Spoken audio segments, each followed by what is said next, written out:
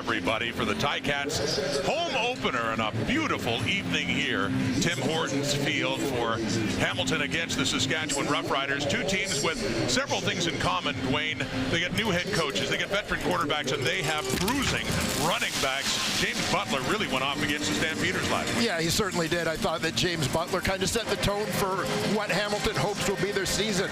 Averaged over 9 yards a carry, went for over 100 yards, an absolute force in that football game. You know that the Saskatchewan Roughriders are certainly going to focus on him to open this one today.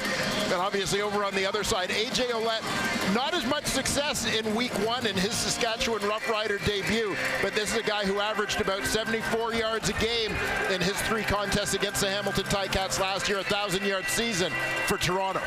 First season as a head coach for Corey Mace. He won his first game last week in Edmonton. He had been the defensive coordinator for the Toronto Argonauts, and not a first for Scott Milanovich. I mean, last week, first with Hamilton, but been a head coach before with the Argos for 5 years, winning a Grey Cup back in 2012. The Roughriders won the toss. They have deferred to the second half, so the Ticats and Lawrence Woods will get the ball first. First meeting of 2. These two meet again next week for the Roughriders home opener at Mosaic. Final game of week 2 in the CFL on TSN. Underway and down to Woods. Has it inside the 10, gets it up across the 25. And the Ticat offense will come on the field led by Bo Levi Mitchell. Did not get the win last week, but he did look sharp in that game back at McMahon for him. 27-38 for 300 yards. Yeah, and you heard the crew in studio talk about it a little bit. It's not just what Bo did throwing the ball, but also what Bo did with his legs. Averaged over 12 yards a carry on 3 rushes in that game. And he talked to us this week about looking to move his feet better than he has in recent seasons. Ticats like to work quickly. That's what Scott Milanovich wants to do. Watch for them to run the football a lot in this game, but throwing on first down here. And it is to the running back Butler, who gets it up across the 30 as we take a look at that Tiger Cat offense. And offensively for this Hamilton team, 2 new tackles in there. Brendan Bordner, Barrow as well at the right tackle spot. We'll look to see how those guys match up against the Saskatchewan defensive line. Shamar Bridges, a big target added to the receiving corps. He was the most targeted Ticat receiver a week ago. So a second down and 6 to Tim White. And he has it for a first down, Ticats. White, their leading receiver, he led the entire Canadian Football League in 2023 and gets Hamilton on the move up near midfield. Yeah, keep an eye on Tim White coming from the left side of your screen, just right down the seam. Easy read, quick hitter for Bo Levi Mitchell, to the league's leading receiver in 2023. 6 catches, 55 yards, couple of drops as well last week at McMahon, taking the handoff there to Butler. And he ran for 119 yards, almost 10 yards a carry against the Stampeders last week, and he has that one. Good gain on first down inside the Saskatchewan 50. Yeah, the Saskatchewan defense includes former Ticat Malik Carney at defensive end, former Ticat Jameer Thurman at middle linebacker. They face their old team for the first time in 24. And keep an eye on Nelson Lacombo at free safety. He moves from field corner, which allows the veteran Marcus Sales to slide in to that spot. Lacombo taking over from Jaden Dalkey at free safety. Sales coming over after the Lions let him go before the start of the season. A second down and short, and pulling his way through for another first down is James Butler. Needed 3 yards, got a little bit more than that, and they're down just inside at about the 44 of Saskatchewan. No surprise to see a couple of early touches for James Butler in this one. The Ticats playing big ball, so to speak. They've had a couple of plays early on here with the tight end and fullback in the game simultaneously, as we're seeing right now. First and 10, Saskatchewan 44, Mitchell. Under pressure, Miles Brown nearly got to him. He escapes, he gets it over to Butler again, working down inside the 40. James Butler having a busy opening drive, and it'll set up another second and short here for the Tiger Cats in their first possession of this game. Yeah, Butler for his 13 carries, 119 yards last week. Was actually only targeted once, had 1 reception as well in the pass game. I suspect that you will see him used more as a receiver as they try to create some matchups with him as this one goes on. He has 2 carries, 2 catches so far early in this game. against the 1-0 Saskatchewan Roughriders, a 2nd and 3. Ryder 37. Back to Butler again, going nowhere that time. Christian Albright in there. C.J. Rivas pushing him down is Miles Brown as well. And a loss on that play for Hamilton. 3rd down coming up. And here you get a look from the spider cam at Saskatchewan defensive line. Holds tight. They're trying to run a lead play here with the slot coming around to lead through, but the Riders defense just collapses down that hole, not even allowing Butler to get to second level. And they're going for it. It's a 3rd and 3 now. Offense stays on the field. Going up against a slight breeze, but seeing if they can keep this going now. Pressure coming, gets rid of it. It's caught, and it's Tim White again. And on a 3rd and 3, it's Mitchell to White for a first down as they get down around the 20 of the Riders. Yeah, perfect timing here between veteran quarterback and receiver. Great move by Tim White. And just inbounds for the reception. Mitchell is 4 for 4 for 50 yards. Impressive start for this Ticats offense.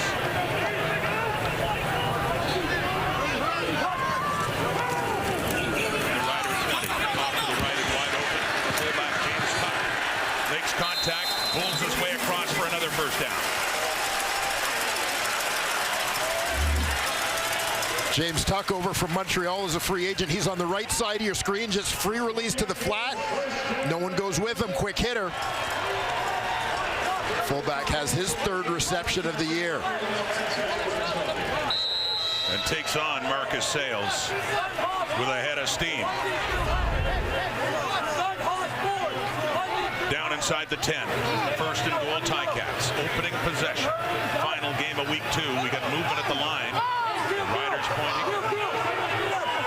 Wanting a flag. The handoff to Butler. Trying to find some room as he works his way down to the 5. 2nd and goal coming up. Micah Johnson in on the tackle there. You got to wonder how that Saskatchewan defense is feeling early. 10 plays into this opening Hamilton Ticats possession.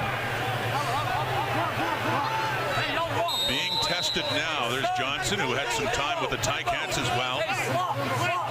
Had been from Calgary to Saskatchewan, off to Hamilton for a couple of seasons, then back to the green and white.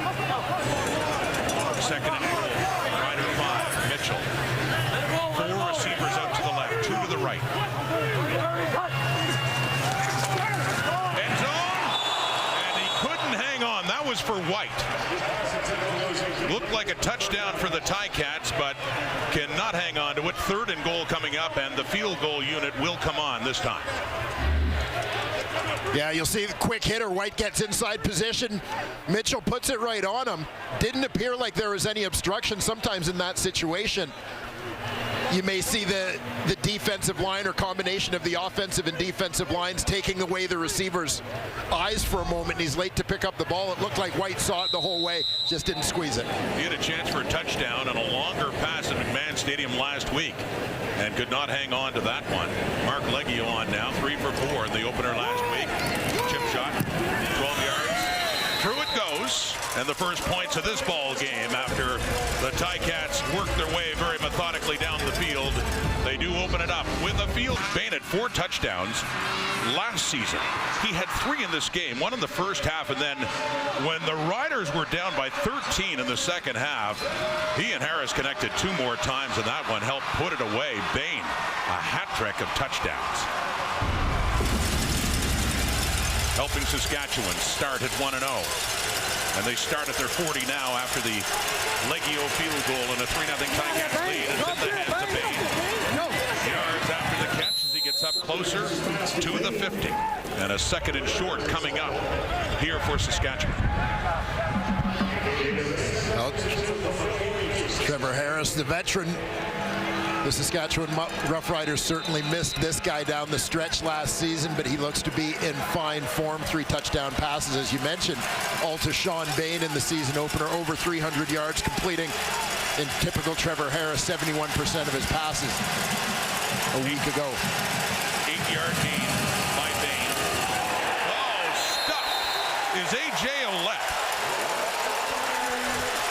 Nick Usher. Is Nick Usher coming in, one of the new Ticats up front. And Ouellette's had a tough going so far carrying the football for the Riders at only 31 yards carrying last week and is getting nothing there. Just watch for Usher crashing down on this. 2 men on the outside tackle, misses the block. And he's into the backfield with a big hit on Ouellette. Nick Usher, former Alouette, was with Edmonton before that. Stuffs him, so lost yardage for A.J. Ouellette. As Adam Korsak is back standing inside the Rider 35. The first punt of the game. Lawrence Woods back inside the 10. Beautiful punt by Korsak.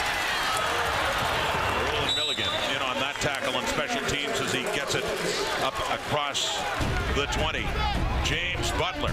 Hamilton was running well last week in Calgary. The highest rushing total of week 1 at 119. With more, let's head down to the sideline and say hello to Claire Hanna. Thanks very much, Rod. Well, James Butler told me that every time he plays the green and white, he gets angry. And that's because his first taste of the CFL came back in 2019 when he attended Saskatchewan's training camp. Now, he admits he was young and wet behind the ears, but his attitude coming in was, I'm not even going to unpack my bag. I am just going to make this team, put some game tape on film, and then I'm going to head back down south and go back to the NFL. Well, he got released, and he thought his football career was over, but he told me it all worked out because it humbled him. He eventually got a chance with BC and then here with the Tiger Cats. But now every time he plays Saskatchewan, it kicks him into another gear. We've already seen that today as he's had a lot of rushing yards already. It gets his blood boiling. And Rod, Butler says he's forgiven the Riders, but he'll never forget getting cut by Saskatchewan. Oh, Claire, and I remember when we talked to him on Zoom calls a couple of days ago, when you asked him about this, just that laugh he had, like, yeah, it means a lot to take on the green and white again. You're not kidding. He wasn't shy about that at all. Getting the chance again. Got a carry for pickup of 2. Tim White wants a flag. Roland Milligan on the coverage on that second down and 8. And no flag is out, so 2 and out for the Ticats. Will have to kick it away. I'll tell you what, this is going to be a fun matchup to watch this afternoon. Tim White, the CFL's leading receiver, and Roland Milligan, arguably the Saskatchewan Roughriders' best defensive player. Another one of those guys whom they really missed in 2023 when he was injured for a stretch. The guy who looks to have a huge season coming back this year. The punter is Nick Constantino. And he gets it off the hop. Mary Oliver takes it. Good position. Not done yet. He breaks left. He is room, but a flag is out. Gordon White can't get him. He keeps going down the sideline. Finally pushed out deep in the Ticat zone, but a flag is back near midfield. You saw it come out just as he was finding the edge of the left to take off.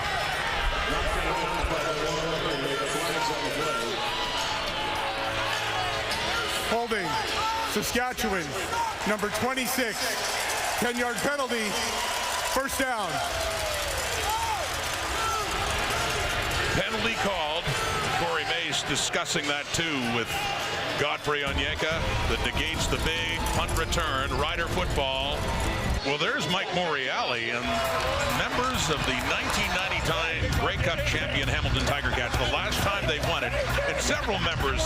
Carl Coulter taking it there from Morreale. You see Paul Osbaldiston too, Danny McManus, but they're celebrating the 25th anniversary of that championship when they defeated Dwayne Ford's Calgary Stampeders. Thanks for that, Rod. You'll have more to say on this in a moment. Remember that very well, I'm sure. And they certainly do here in Hamilton as we take a look on the MLS catch at the Saskatchewan offense. And as you look at this group along the offensive line, big addition in the form of Jamarcus Hardrick, the former Winnipeg Blue Bomber. This is a guy who will help change the culture of this team, a real leader.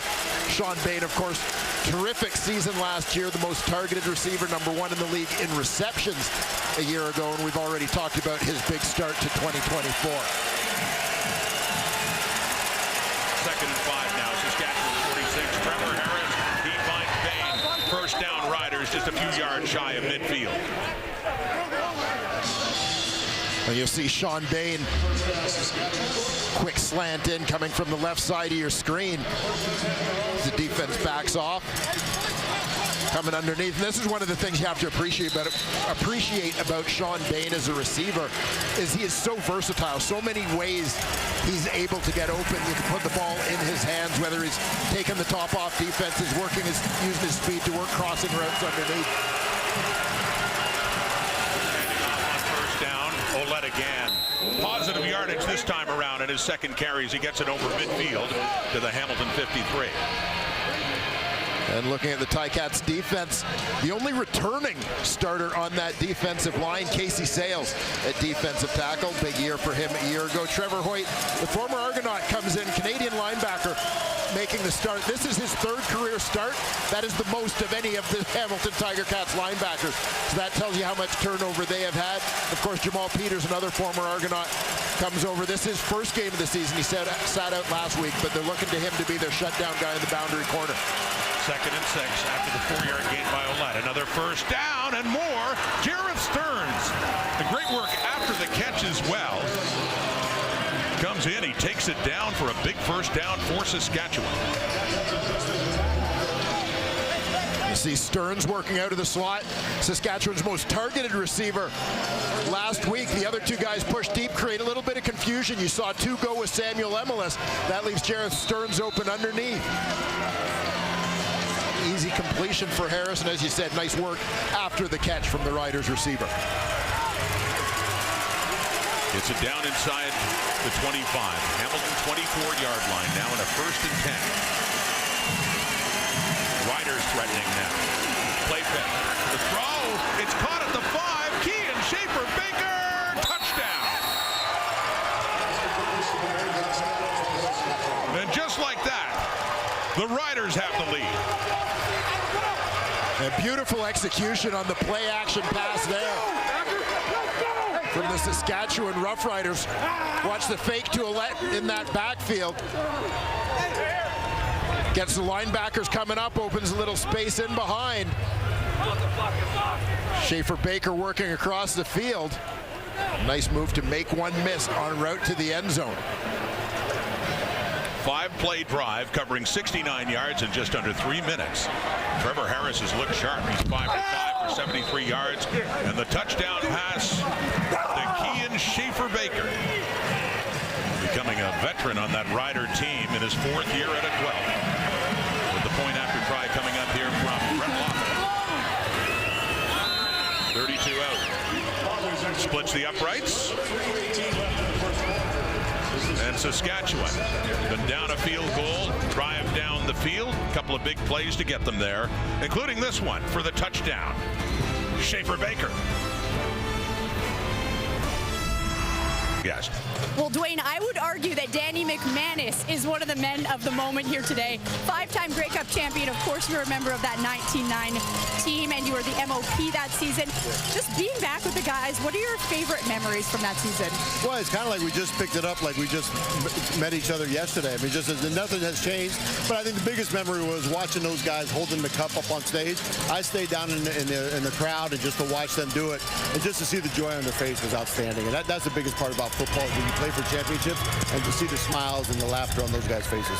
Now, you took a lot of risks as a quarterback. Same with Ron Lancaster, who's your head coach. What was your relationship with him like?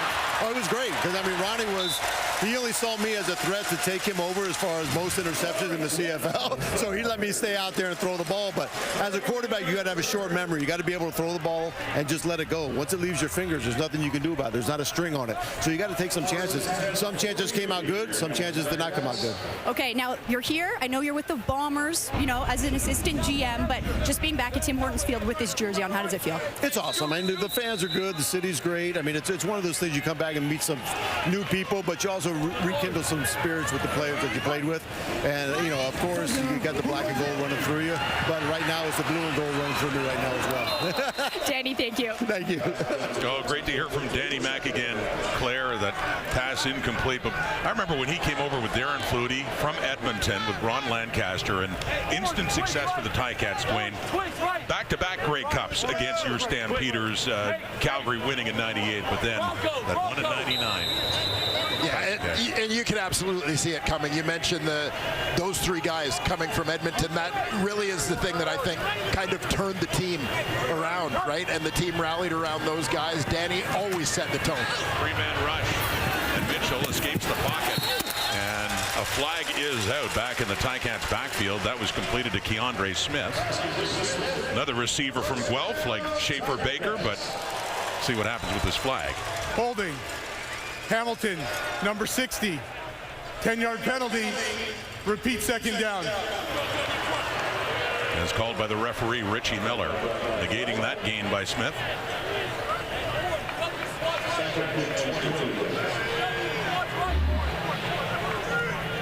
Keep an eye up top.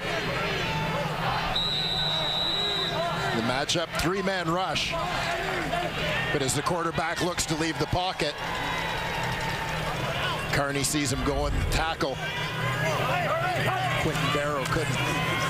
The next Ticat will be Carney to set up the screen on the 2nd and 20. And it's back to Keandre Smith, who gets it up to the 35, but still a long way to go for a first down. So the punting unit will come on for the Ticats. You can't block me, pussy! So penalty aided, but nonetheless big defensive stop there for the Saskatchewan Roughriders.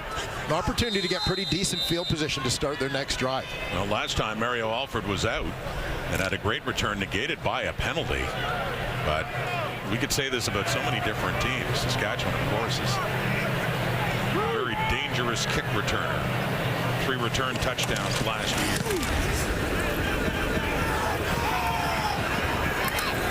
Takes it at the 30. Once again, heading off to the left. And once again, a flag is out as he tried to get the edge there. So not much of a return that time, and a penalty again out.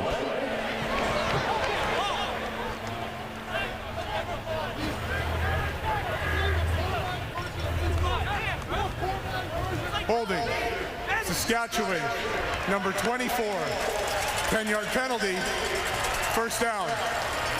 Riders head coach Corey Mace has quite a connection to Ticats quarterback Bo Levi Mitchell. They were teammates. In fact, this Dwayne, back in Bo's early days in 2012, his second career touchdown pass went to Corey Mace, a D lineman. Yeah, on a fake field goal, Corey Mace was in there as one of the tight ends for the Stampeders on that field goal team. Notice how Bo laid that one up there. Corey says, yeah, he knew his personality. Had to give me a bit of a soft toss. Put it up there for the big man who hauled it in. So defensive lineman getting into the chance of a touchdown back in 2012 with the Calgary Stampeders.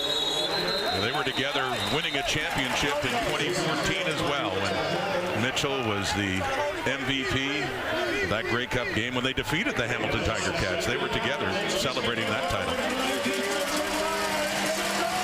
And several other years afterwards with Corey Mace as an assistant coach with the Stampeders. Yeah, Corey's career unfortunately shortened by injuries, but what we missed out on the field, I think we've certainly gained in a great coach in the Canadian Football League. Getting close to quarter time and a 2nd and 9 for Trevor Harris. And that one intended for Emilus. And he can't hang on to it. A little bit ahead of him. It falls incomplete, and a 3rd and 9 coming up with under half a minute to go till the end of the first quarter. Yeah, MLS just has the drag underneath here. They try to create a little bit of traffic to free him up. Just off the mark. Missed opportunity there as Trevor Harris had pretty good protection waiting for that one to develop.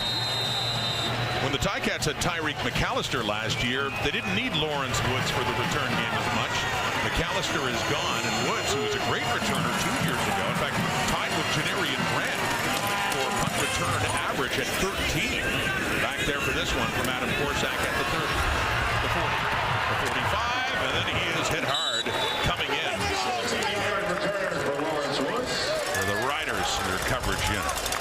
Well, week 2 is done today, and we'll get set for week 3 New York Fries Thursday Night Football. The Ottawa Red Blacks, big win for them last Thursday, and they've got the unbeaten Montreal Alouettes, who are finally home after starting in Winnipeg and then in Edmonton. They're 2-0, and they, as Grey Cup champions, have their home opener next week. on Thursday night football against 1-0 Ottawa. Hamilton 48. And the throw. And that one is completed to Giovanni Robinson, the tight end, one of the big men coming in, newcomer on offense for the Ticats. But a second down here with zeros on the clock. And that is officially announced as quarter time. Both teams getting on the board. First, a field goal by Hamilton. They drove the field impressively in their opening drive, but back came Saskatchewan, ultimately capped off the touchdown pass to Kean Schaefer-Baker. 7-3, Riders lead. A little surprised at how low the rushing totals have been so far this year. Yeah, exactly. We'd kind of build this as a battle between those two bruising running backs.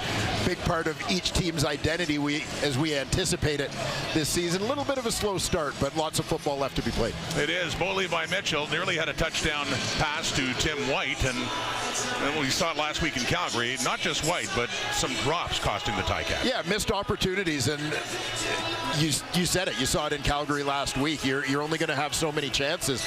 A lot of these games, particularly early in the season, these games are going to be close as teams are trying to figure each other out. So that margin for error is pretty small. Margin between victory and defeat. Second quarter begins with a second and long now. 8 yards to go for Mitchell and the Tiger Cats. Down by 4 to begin. Up close to midfield. Four-man rush. He has time. Looking deep to a wide-open receiver of Stephen Dunbar. And a touchdown, Ticats. One play into the second quarter, and Hamilton has the lead again.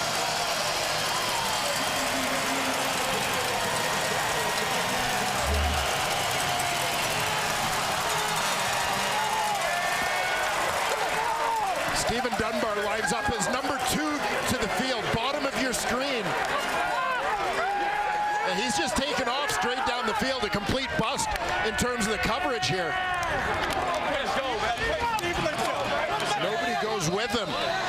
You see Marcus Sales looked like he was kind of looking into the backfield.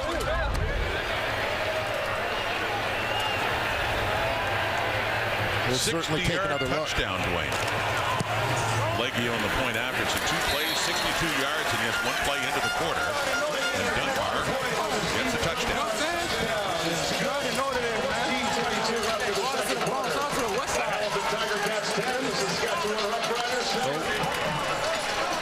Welcome back to Hamilton, Stephen Dunbar. A year away after departing for Edmonton in free agency, joining the Elks. Dunbar released in Edmonton, comes back to Hamilton, making his presence felt early here. Well, fond memories of this place too, Dwayne, because the one visit last year with Edmonton, he scored a couple of touchdowns with the Elks. Of course, with the Ticats the 2 previous years. Yeah. Yeah, you remember outstanding group of young receivers that came into Hamilton at the same time. Tim White, Stephen Dunbar, Jalen Ackland. They seemed like it was going to be the core of that receiving group for a number of years, but free agency came and they all sort of went separate ways. White the only one remaining in black and gold last season. So 16th career touchdown for Dunbar, 11th with Hamilton. And for Bo Levi Mitchell, his 2nd touchdown pass of this young season. Had one last week. Back at McMahon, his old stomping ground. So Ticats lead it now. Riders trailing by 3.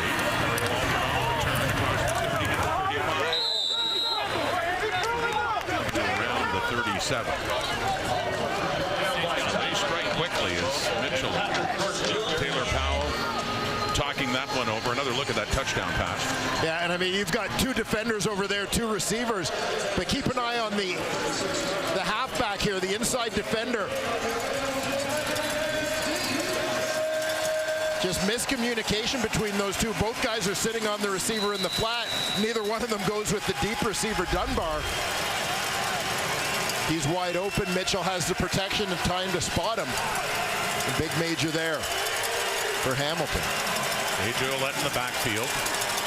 They fake to him, and then Harris gets it to Kean Schaefer-Baker, who had a touchdown in the first quarter, and he gets it up to around the 47, 48-yard line of the Riders, and a first down here for Saskatchewan. We talked about those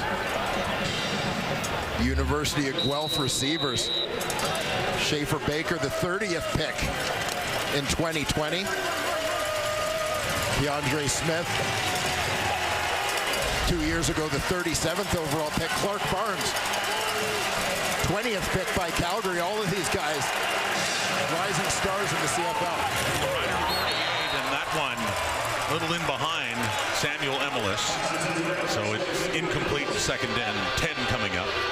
Emelis, mentioning Bain with 3 touchdowns in a game last year. Emelis did that against Winnipeg early last season, but can't hang on there.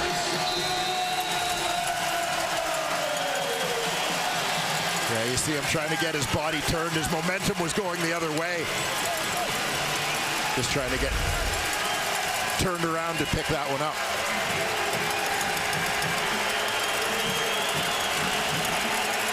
Early second quarter, second and 10. Off to the left, closest to it, and close to a pick. Jamal Peters coming in, and not quite close enough, but this, his first game as a member of the Hamilton Tiger Cats. And this is why they went out and got Jamal Peters, a playmaker on the back end. You think for years of Delvin Breaux being the boundary corner here in Hamilton. And it became a little bit of a part of the identity of this team defensively. A shutdown guy on that side of the field to match up against other teams' top receivers. They hope they have that again in Jamal Peters. Horsack to punt for Lawrence Woods. Takes it at the 16.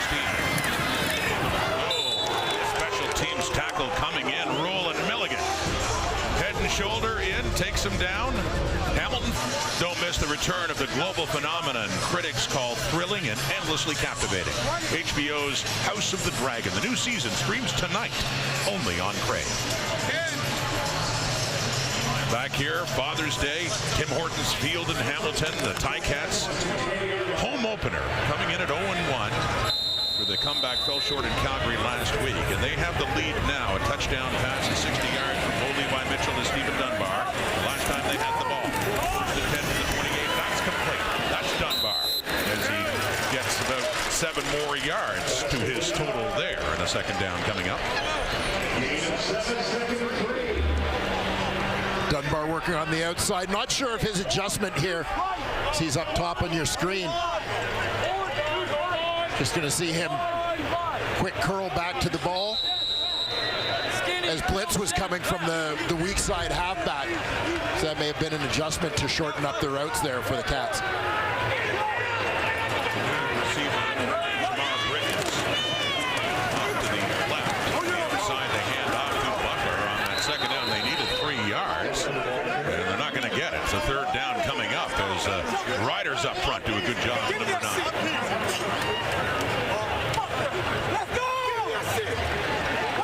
Punting unit coming on. As expected, the Riders were good against the run last week against Edmonton, well prepared here after what James Butler did against Calgary.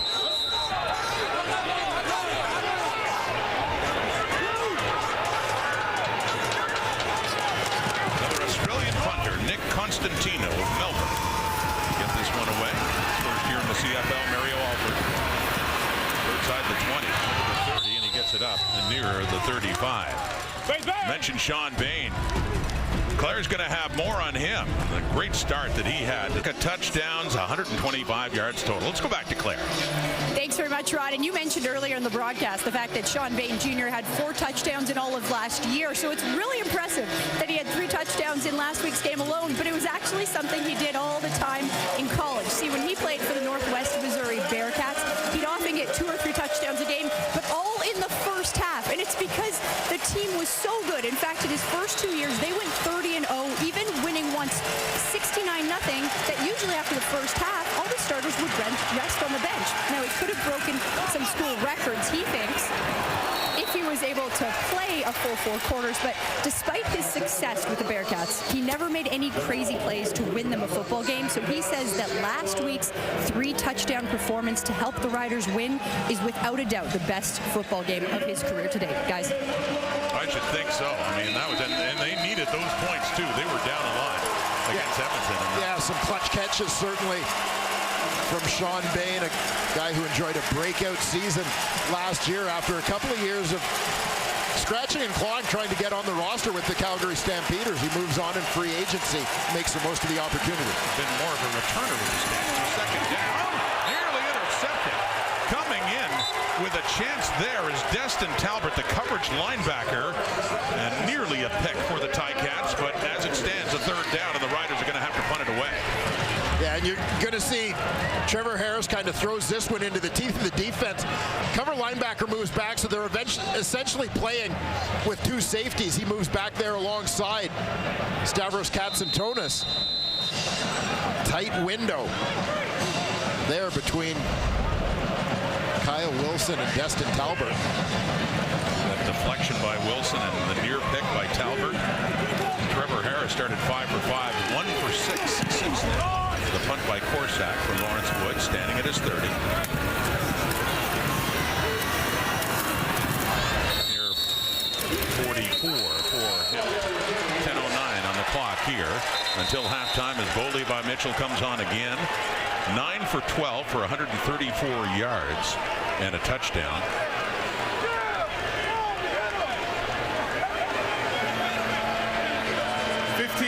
Misconduct foul. Saskatchewan, number 97. First down.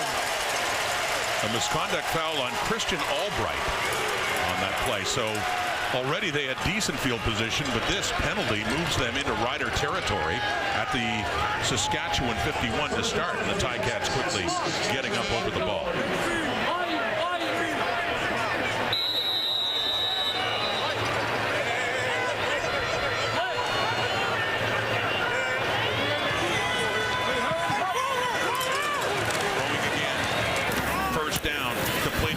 To Butler, pushed out by Deontay Williams. So what was that penalty against the Riders? Yeah, we'll take a quick look back here. You'll see Albright up at the top of the screen. He's first locked up with Daniel Bell, comes off and sort of gets into it with fullback Felix Caron-Gauthier, tossing him to the turf at the end of the play. I guess that was deemed to be a little late. So costly for the Riders, a 2nd and 7 now. Hamilton, Saskatchewan 48, Eats coming. Mitchell does get rid of it. The closest receiver is Keandre Smith, but not really that close. So 3rd down now coming up for Hamilton.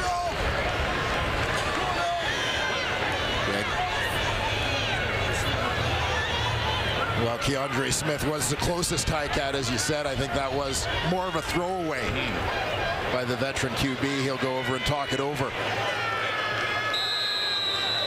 with Scott Milanovic, and Scott appearing to do most of the talking. Yeah, in that situation. Yeah.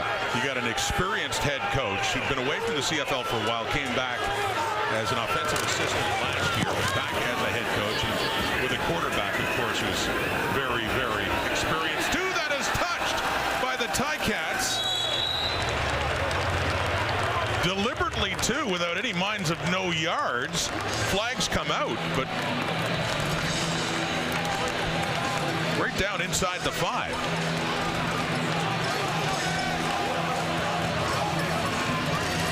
No yards. Hamilton, number 37. 15-yard penalty. First down. Like more of an NFL decision there to touch it before it went into the end zone. No yards call. Ticats with the lead. 2nd quarter. Tim Hortons Field. Cup victory 25 years ago, including the safety Rob Hitchcock, who's standing by with Claire. Thank you very much, Rod. Now, Rob, you are a Hamilton born and raised boy, and I know you just live down the street in St. Catharines right now. What's it like, though, to be back with this team from 1999 and celebrating that Grey Cup win? Well, I tell you, I haven't seen some of these guys for 15, 20 years, and to see them yesterday and today is like, it got chills on my arms just because we've never missed a beat. These guys come into the room, had a couple of beers today with them, and I'm telling you, it was the best thing ever. Now, the reputation of Hamilton at the time was defense, and you still hold some of the records for this club. You're first in special tackles, second in defensive team tackles, turnovers, you're up there as well. What does that mean to you? Well, I tell you, Hamilton's, our city is blue collar. It is built on defense. It is one of our teams back in '86 all the way through were unbelievable defensive teams, and we brought that in, especially in '99. When I played here, it wasn't about how many tackles or how many hits I got or how many interceptions I got. It was a team game for us, and I wouldn't have had those accolades if it wasn't for my teammates. So everybody says that stuff, and I'm telling you, it's truth, and these guys, we proved it in '99, 25 years ago. Well, Rod, enjoy this game and enjoy the moment. Thank you. Appreciate it. Thanks. Oh, Rob Hitchcock. Receivers would think twice going over the middle when they had hard-hitting Hitchcock there. Yeah, certainly one of the big hitters. Terrific leader, great teammate. Appreciate it. Good to see all of these guys back together. Honestly, one of the closest knit teams you can ever imagine. You ended up being teammates with a few of them. I mean, With a lot of them, yeah. But later joining Hamilton. That was incomplete. By the way, coming after a play where Nick Usher again got into the backfield on A.J. Ouellette, making life tough for the new Rider running back. So on that play, incomplete. Here's Usher, and it's 3rd and 9. Ticats defense heading off the field, and they're going to get the ball back. Well, when you see the ends crashing the way they are, and on the first down play on that series, Brandon Barlow crashed down on play action, actually tried to tackle Ouellette, and Trevor Harris pulled the ball. I think you got to see more of that from Trevor, given how committed those ends are to crashing down to shut down Ouellette. Trevor's got to make him pay. Corsack the punt. Lawrence Woods has it inside the 20, and great coverage there. Adam O'Clair, the ex-Red Black, on the tackle. Mentioning the experienced quarterback and the experienced quarterback whisperer as well. A flag down on the play on that return by Lawrence Woods. In fact, there's a lot of laundry on the field. 3 flags I see now. Down in that return area. So a couple of bodies get launched late down there after the whistle. 15-yard misconduct foul. Saskatchewan. First down. Missed the number there, but another misconduct foul against the Riders. And they marched that off. So a couple of costly penalties for Saskatchewan so far, and Corey May's not going to like that. We talked to him about that a couple of days ago. The need for discipline, and it's up at the 35 now for the Ticats. Halfway through the second quarter, Hamilton leading by 3. Faking to Butler. Thompson off to the right. Keandre Smith with a nice spin back inside to pick up another couple of yards. And a first down for Hamilton up across the 45. You're going to see Keandre Smith come across the formation. Here, slide out into the flat, bring him across the formation like that, of course, leads to coverage, losing him behind that offensive line. Gives him a little bit of open space to go to work. Ball is up at the Hamilton 48.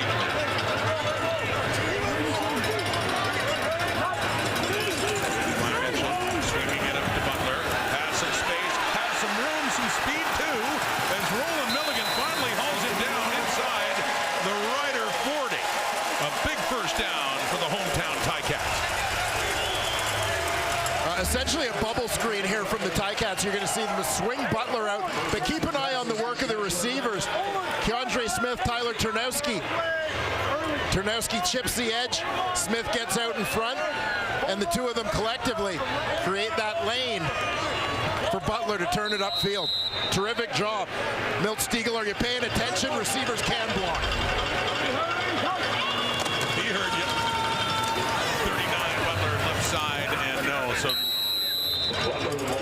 He's had more success as a receiver so far in this is Tyler Ternowski. It's James Butler, after all that success running the football against Calgary's defense last week at McMahon. And he had 119 yards and 19 carries. Butler got to catch his breath here briefly. Ante Litre into the backfield for Hamilton. Former Red Black and Stampeder. He was a teammate of Mitchell's back in the Calgary days. Andy Litre in the backfield there. First year with the Cavs, 2nd and 9.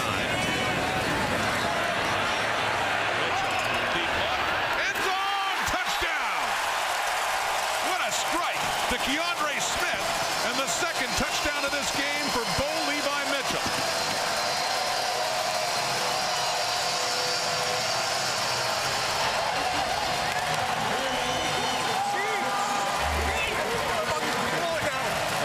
We've talked about Bo Levi Mitchell using his feet a little bit more to extend plays. Here you see him navigating the pocket, waiting for Smith to come open, working across the field, spots him, lays a strike on him. DeAndre Smith goes and gets it. Second touchdown of the season for Keandre Smith. Had one last week. One of his 3 catches against the Stampeders, but there's a big one here at Tim Hortons Field for the Ticats to increase their lead. Legio point after try is put through, so now the late flag coming out, as you saw as well, after a 4-play, 75-yard drive. DeAndre Smith from Bo Levi Mitchell. A 17-7 lead for the Ticats with a little over 5 minutes to go until halftime. I'm telling you. Thank you, Ramble. Thank you.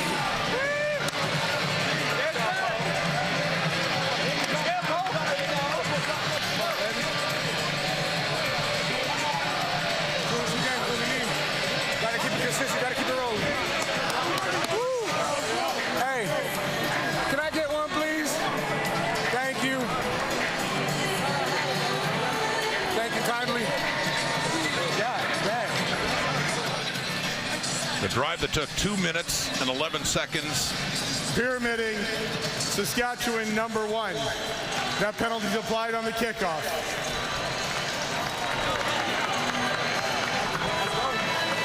Hey, you gotta keep taking penalties.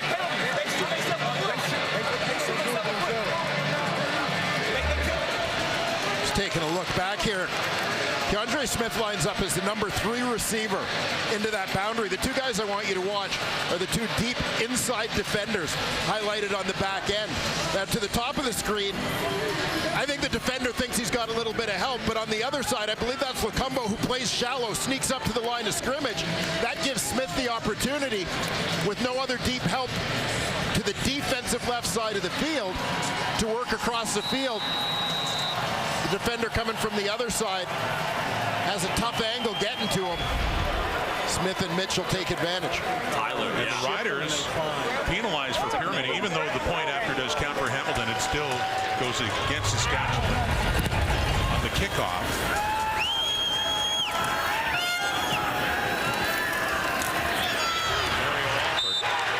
Five penalties so far for 60 yards against Saskatchewan, wanting to clean things up after their opener last week in Edmonton, winning that game but having a few moments of some lost discipline. So Trevor Harris coming on. Yeah, that'll frustrate a young coach. And Corey Mace. Riders did have the lead earlier on first quarter. The pass from Trevor Harris to Kean Schaefer-Baker, but since then, all Hamilton 10 unanswered points.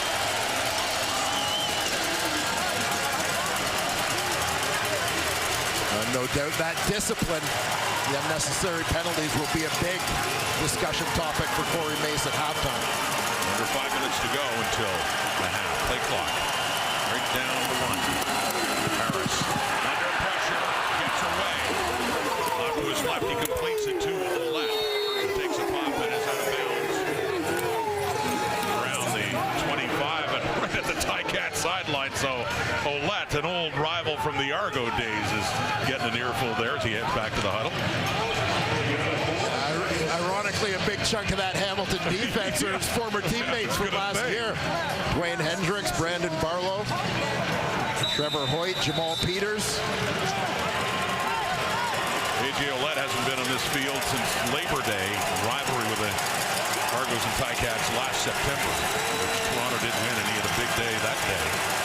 2nd and 6 from the 24. Harris, more heat. Just can't find the receiver. He rolls out to the right, escapes for a moment, but he can't any further. He is taken down across the line of scrimmage, and it'll be 3rd down and lost yardage. The Riders are going to have to punt this ball away again. Terrific 2nd down coverage here by the Hamilton Tiger Cats. Saskatchewan had things loaded up, trips to the boundary, bottom side of your screen. Cats have things covered up there. Harris goes scrambling, only 2 receivers over to the other side of the field. Not much time there for the Rider QB. Good punt, Corsack, taken by Woods, inside the 40.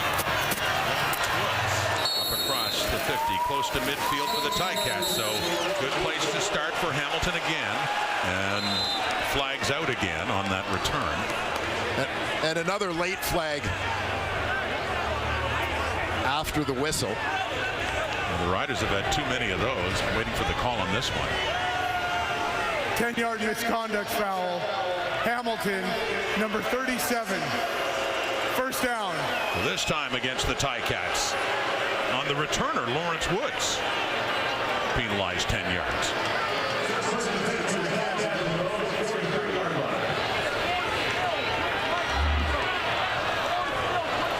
Keep an eye at the tail end of this play. Woods drops the shoulder on Roland Milligan. Had a little too much to say about it for the officials' liking. So Woods the man who's flagged. Mitchell, 211 yards passing. Takes the handoff, throws it again. Right to the guy that you take the handoff to, and Butler, who doesn't have much going on right there, up and around the 45, a 2nd and long coming up here for Hamilton. Well defended here. You're going to see the fake to Butler, who will continue after the fake out to his right. Kind of dribbling out into screen territory, but Jameer Thurman did a good job staying with his man, tracking him out there. Another guy facing his old team, Jameer Thurman with the Ticats. Middle linebacker 1 year ago. Elite journey in that Rider defense now. Been with Black and Gold in 2023. 2nd and 7, hit at 46. Play clock down to 0. Flags coming out.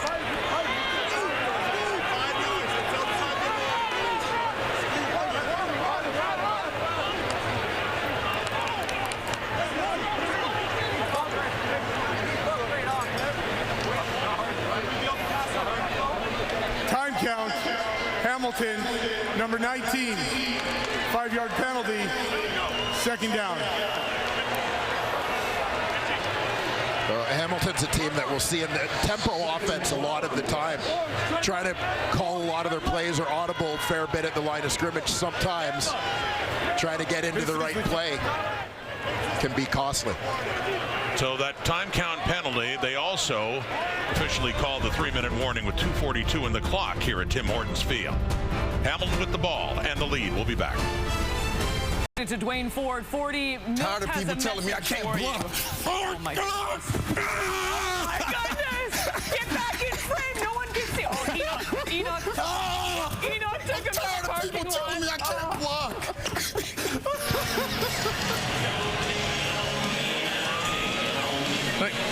You see what you started there? Now listen, I wasn't making reference. Couldn't block. I wasn't making reference to Milt's ability to block. It was more of a reference to Milt's lack of willingness to block.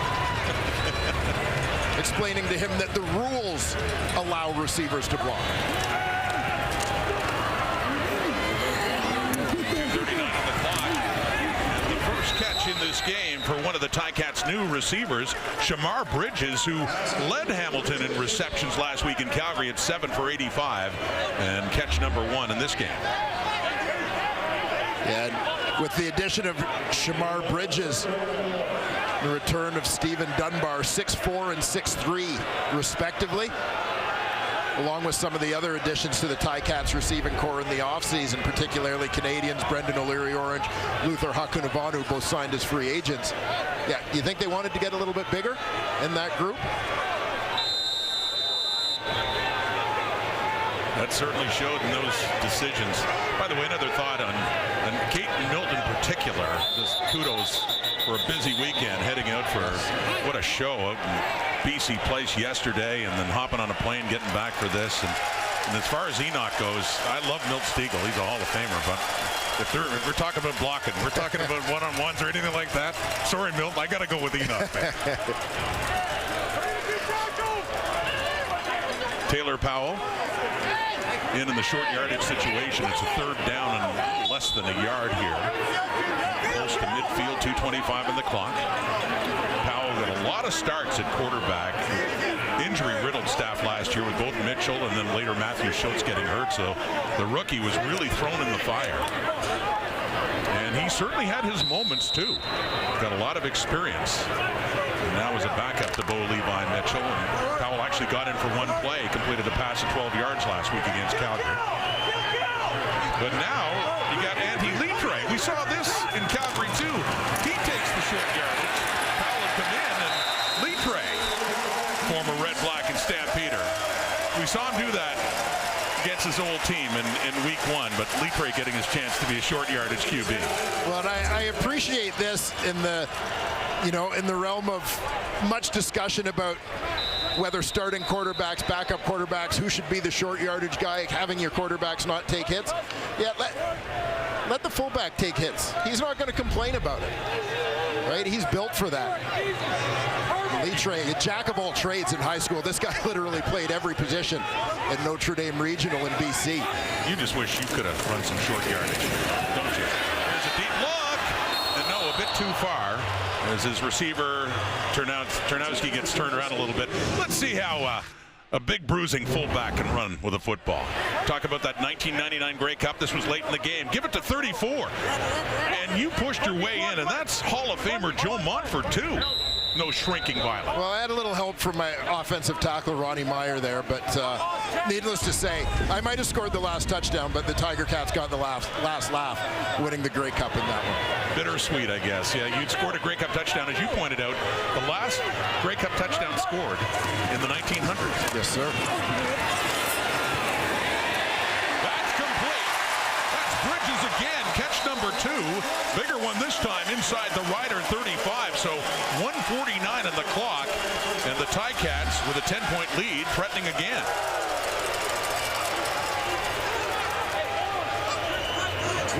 You see, it looks like the play's dead, but on the scramble, Bridges stays alive, slipping in behind Sales. Mitchell finds him. That's continuing to move the ball effectively here. Levi Mitchell is 16-21 for 248 and a couple of touchdowns. Not done yet in this first half. Deep look again, nearly intercepted that time. Threw it into tight coverage. And that was DeMarcus Fields, who had a shot at it right in the Rider end zone. Yeah, and I would contend that Bo might have gotten a little greedy on that one. So you'll see the intended receiver, Bridges, eventually working towards that post, but 3 defenders converging on the ball, 2 of them in very close coverage. 1.5 minutes until halftime. 2nd and 10. Ticats at the Rider 32. Mitchell has time. Closest receiver there. It's for Tim White. Deontay Williams has him well covered. So a quieter first half now for Tim White, as a 3rd down is up now and a chance for a field goal. See if they can add 3 more coming up here for Hamilton. I'll keep an eye here on the running back, James Butler. It's not just about what you do with the football, sometimes what you do without it. Takes one for the team there with C.J. Avery blitzing up the middle. Mark Leggio is on, and he will attempt a field goal from just inside the 40. 1 for 1. Last one at 12 yards. And that is from Leggy. 2 for 2. 3 more on the board and a 20-7 Hamilton lead with a minute 19 to go until they head off to the dressing rooms. From the moment Keevan Schaefer-Baker scored that touchdown for the Riders, it's been all Ticats since then. At the half, Caden Enoch and 85. More drills in the studio. Would sound like they were doing. And thoughts on this game and looking ahead to week 3 already. It's moving along here. The CFL will begin next Thursday. Ottawa, Montreal. Saskatchewan 40. It is complete to A.J. Millen. Push it, baby. To first down yardage up just shy of the 50 where they spot the ball. Second down and short. A.J. Ouellette has, in terms of running the football, 4 attempts and 3 yards, averaging less than a yard a carry. Does have catches, 2 of them for 13 yards. Second and 1 and the keeper, and a flag comes out. As Harris kept it and has enough for a first down pending the flag. Procedure, 53 Saskatchewan. Second down repeated. So no first down on that as they get pushed 5 yards further back, just inside their 45. That one goes against the left guard, Philip Blake. The task of trying to take some momentum into the change room gets a little bit tougher. Crowd picking up here in the home opener at Tim Hortons Field. That one is complete across midfield. And down for a first down easily and more. The Riders try to move down and add to their point total before halftime. Need a big play. Why not go to number 15? Sean Bain, inside receiver, clears. He works underneath. Going to Stearns that time. And a big catch in the first quarter, and that one gets them a little closer, 51 seconds. Second and short coming up, about 3 yards away from the first down. A nice response drive here so far for Trevor Harris and the Riders. To work themselves into at least field goal range here before the end of the half. Harris off to the right to the left. As he spins, as he's taken by Kenneth George. But he does have a first down, 35 seconds on the clock now. Mark Mueller, the offensive coordinator, moving over from Calgary. Going home again to Regina. Calling the plays here at a critical point here too for the Riders. Down 13, 27 seconds. Harris, pressure, and down he goes. A sack for the Ticats. And pushed further back when you're thinking about the possibility of a field goal as well. Sacks hurt especially then. We'll keep an eye at number 11, Brandon Barlow, coming from the top of your screen. Rotational player with the Argos last season. Highly productive. Relatively limited snaps. 9 seconds. Bobbled and caught. And a flag does come out. Back in the Rider backfield, Samuel Emelis. There's defensive coordinator Mark Washington looking on, the Ticats.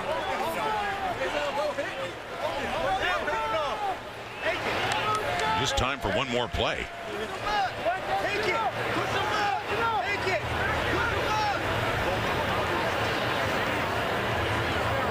You hear the discussion about taking the penalty and pushing them that further back and ruling out a possibility for a field goal, even with the leg of Brett Rother, which is considerable. He can hit long field goals, but What number? 61. Holding. Saskatchewan. Number 61. 10-yard penalty. Second down repeated. Keep an here. Going to grab the back of the shoulder pads of Nick Usher. Just pull him to the ground. The easy one to detect. So no thoughts of trying a 60-yard field goal. Instead, the offense stays out, 4 seconds on the clock, and the Ticats defense has really spread out and dropped back. Almost looks like they're awaiting a kick with Stavros Katsantonis, one of two back there, and Kenneth George as well, just to make sure nothing gets behind them in this final play of the first half, in all likelihood. The pressure's coming on Harris. Gets a shorter pass away to nobody. It is just thrown into the turf as the half comes to an end. The Riders did have the lead for a while, but it has been all Hamilton really turning it on. After the Schaefer-Baker touchdown, only by Mitchell and that Ticats offense also really taking over. Yeah, they found their way. It may not have been James Butler with 100 yards, but tiling off last year. He's looking pretty good here a couple games into 2024. Combination of he and Scott Milanovic. And good thing, because neither team is able to run the ball. Good thing they're throwing it with some success. The Riders' points coming on a touchdown to Kean Schaefer-Baker, standing by with Claire Hanna. Keon, you had the big bright spot on your team's offense. Tell me about that touchdown. Yeah, you know, it's just something that was a blessing to get in the end zone. You know, none of that's possible without all the guys around me. But, you know, it starts with all of us just doing our own job, just 1 of 12. I'm sure you guys would like to put some more points on the board. What kind of adjustments are you going to make in the second half? Yeah, just keep believing in one another and penalty-free football. You know, we're getting everything taken back on us just because of little mistakes and stupid plays. So, you know, we just got to clean it up and just play for one another. Thank you, Keon. Appreciate it a lot. Thank you. Well, he talked about the penalties. Yeah, that's hurting the Riders. 7 for 75 compared to 4 for 40 for Hamilton. What also hurts the Riders, Dwayne and Corey Mace, their star receiver Sean Bain is injured and will not be back in this game. Yeah, big hit. Obviously, we saw what Sean Bain could do last season, and he picked up right where he left off in game 1. So the rest of that group is going to have to step up, pick up the slack. It'll be a heavy Canadian crew looking for Schaefer-Baker and Emelis to lead the way. Riders get the ball to start the second half. Mario Alford on the return gets it up to about the 38. Tyler Tranowski on the special teams tackle. Aju, one of the players drafted, the rookie from Brooks, Alberta, is getting in now with the injury to Sean Bain. Yeah, fascinating prospect. This is a guy who ended up being a late-round pick for the Riders after what most would refer to as a disappointing combine. But this is a young man who 2020 high school class, graduating class. Ajo was the number 2 ranked player in that class. Only Theo Johnson, now in the NFL, was ranked ahead of him. Forgive me, Ajo, because I said Aju. It's Ajo. And in now, and there's a catch by Jarrett Stearns. First down right away up near midfield for the Rough Riders. Down by 13 to start the second half. And I mentioned earlier in this game, Stearns had been the most targeted Rider receiver in week 1. Second-year man. It'll be interesting to see if Trevor Harris looks to lean on him a little bit here with Bain out of the lineup. Third catch for Stearns for 53 yards. The Rider 54. Trevor Harris. 13 and 20 for 165. And that is Ajo with his first CFL catch. And he has some yardage afterwards to get it up for another Rider first down. Welcome to the CFL. Yeah, and they're just going to set him up for the hitch, get him a touch early here, and let the other receivers block for him. Physically gifted. You can see the frame on this guy. Big, tall, long arms. The Alberta high school record holder in the high jump. So remarkably athletic. His testing numbers didn't necessarily reflect what a lot of people expected to see at the combine, but obviously a good camp with the Riders to make their opening day roster. First and 10. 2 straight first down. Trevor Harris throwing again, and that one incomplete. Intended for Mitch Picton. Still looking for his first catch of 24 into the lineup tonight. Picton, the veteran receiver. Second down and 10.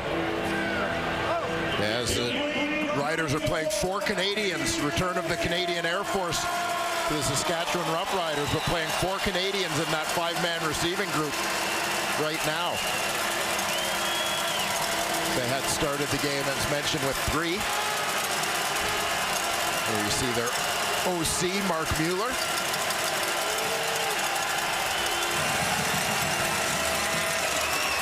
On second down, Harris. It is caught. Joe again, second CFL catch. This one shy of a first down. From Brooks, Alberta. Played some high school football in Edmonton before heading south. Yeah, Harry Ainley. He transferred there to play against a little more competition. And obviously a great place to go when you're a receiver. The head coach at that program, Brock Ralph, former CFL receiver. I know from doing the CanadaFootballChat.com prospect game the last few years. A school that has produced a number of high-end receivers. So he was there before transferring down to a prep school in the States, eventually finding his way to Clemson, where he spent a couple of years of his college career. First field goal try of the year for Brett Lawther from 49 yards. And it is good. He just tucks it into that left upright. So some points on the first possession of the second half for the Saskatchewan Roughriders to cut the Ticats lead to 10 as Bo Levi Mitchell gets ready. Well, you can debate amongst yourselves as to whether Bo Levi Mitchell is back or if maybe he never left, but he sure looked pretty good in the first half of this ball game. Navigating the pocket, throwing darts all over the field, staking the Ticats to a 20-10 lead. Well, his head coach, Scott Milanovich, consider the quarterbacks he's worked with in his time in the CFL. Anthony Calvillo, Ricky Ray, and then young Zach Collaros and young Trevor Harris. I mean, the quarterback whisperer, and Mitchell had to listen to him in the offseason. Plays that one, and he has looked good so far in this game and through much of his game at McMahon Stadium as well. It's an interesting relationship with such a veteran QB, but obviously a coach who certainly knows quarterback play. And no doubt about that for when you look at the resume, as you mentioned, of Scott Milanovich in this league. And neat perspective, I think, for Scott as a guy who would have seen Bo earlier in his career and now being gone and coming back, just that evaluation. Mitchell throwing, completing again. Short pass. Tim White has it up in midfield. And a first down for the Ticats. So as frustrated as Mitchell was the way last season ended, he had an interesting conversation, a heart-to-heart with Scott Milanovich about what he has to change coming into this year. I had that reflection moment this offseason just talking to Scott, and he was like, if you can mold yourself and think about trying to change your game the way that I want you to play, he's like, I think this is going to extend your career for as long as you want it to, you know. And that was a humbling, you know, pride swallowing moment for me to, you know, to think that I have to do that to make my career extend. And I think that was just what I did. And this is a Hall of Fame quarterback who's basically being told late in his career, make some changes if you want to keep going. Yeah, you need to do things differently. And you know, some people may look at that and think, well, what happened last year? Scott Milanovich was with the Ticats last year. Remember, he wasn't really with the team for a lot of the season, came in partway through. It wasn't his offense that guys were being asked to execute. So a lot of changes that he would have liked to have made, he couldn't make at that point. He needed an offseason, needed a training camp with these guys, and I think we're starting to see some of the fruits of that. 2nd and 9 now from the Rider 52. Moving around in the pocket, and that one, Deontay Williams comes in and gives Dunbar a pop after the ball is bobbled and falls incomplete, and then a little exchange of words after the fact as Dunbar didn't seem to think that was necessary of Williams, but an incompletion of 3rd and 9, and the Ticats have to punt it away. And here's a look at the two key participants. Dunbar just unable to pull that one in. I completely understand Williams closing on him as he's anticipating the catch being made there.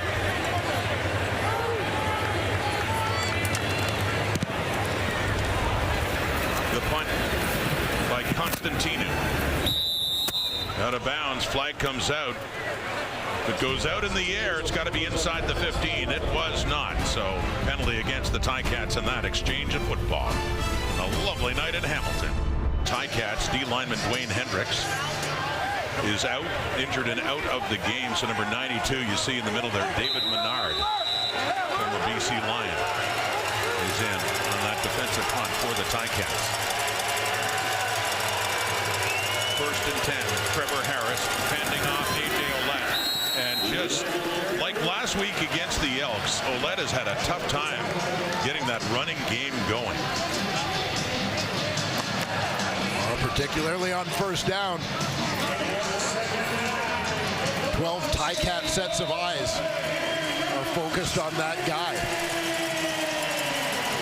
They had a sense by the things that Saskatchewan did in the offseason. They go out and sign Ouellette. I mean, you're signing him to get him the football. You go out and sign Jamarcus Hardrick to shore up your offensive line. Maybe try to emulate a little bit of what Winnipeg has done. Second, that is caught. Adjo, another catch. That's his third now.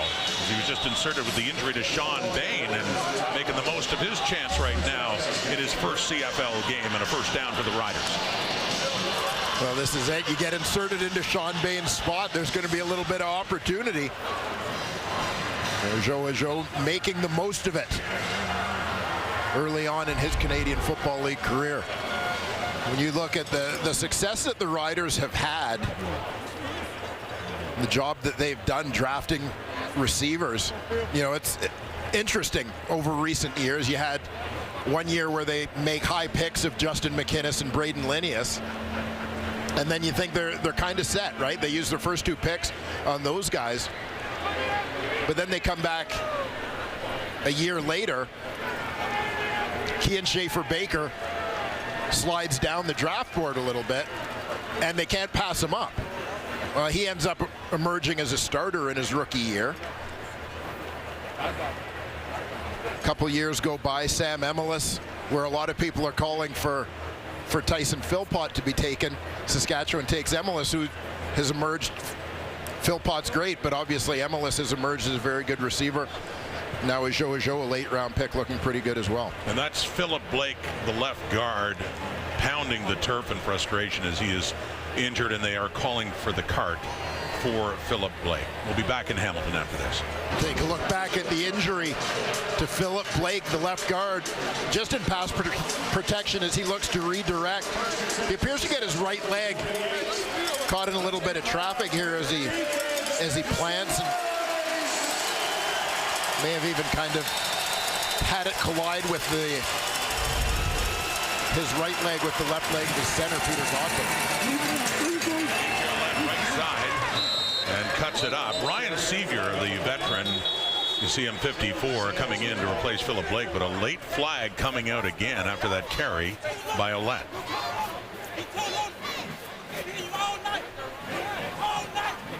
Sevier, a lot of experience with the Stampeders and their O-line. Yeah, former first-round pick out of the University of Calgary. Face mask, Hamilton, number 44.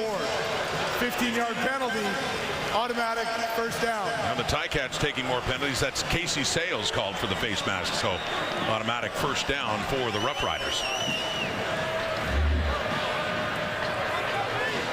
You see Sales on the right side of your screen. Left hand as he goes to wrap up. Inadvertently grabs a face mask. Enough to earn the call. Ticats led by 13 to start the second half. The Riders have a field goal so far in this third quarter and pressing for more now. Cut into that 10-point lead. They're going to try Garrett Stearns after the catch. And another good carry. He had one of those going that way in the first quarter. Big gain after the catch as he gets it down around the Ticat 20. Yeah, nice effort here again by Stearns after the catch. Watch the protection. Initially, Harris gets the ball out quickly. Stearns with a nice move to pick up his feet, make the first man miss. Kenneth George. First down yardage. Into that offensive green zone. Riders in business right now at the 20. Chance to make it a one-score game. Harris wide open down inside the 5 for Stearns. Can't find the end zone, but got awfully close. It'll be a first and goal coming up here for Saskatchewan. That's been Stearns with a couple of biggies. on this possession. See a little out and up type move there. Coverage had been driven off by another receiver, giving him a little bit of a cushion. Open layer in coverage there. Wayne stepping up with that injury to Bain. 5 catches for 94 yards now. And Shea Patterson is in. Short yardage there. Down at the 1. Knocking on the door. Patterson keeps right side. Touchdown. And the Riders are an extra point away from getting to within a field goal.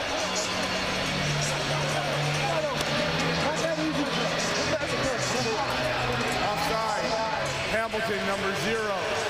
That penalty is declined. Touchdown.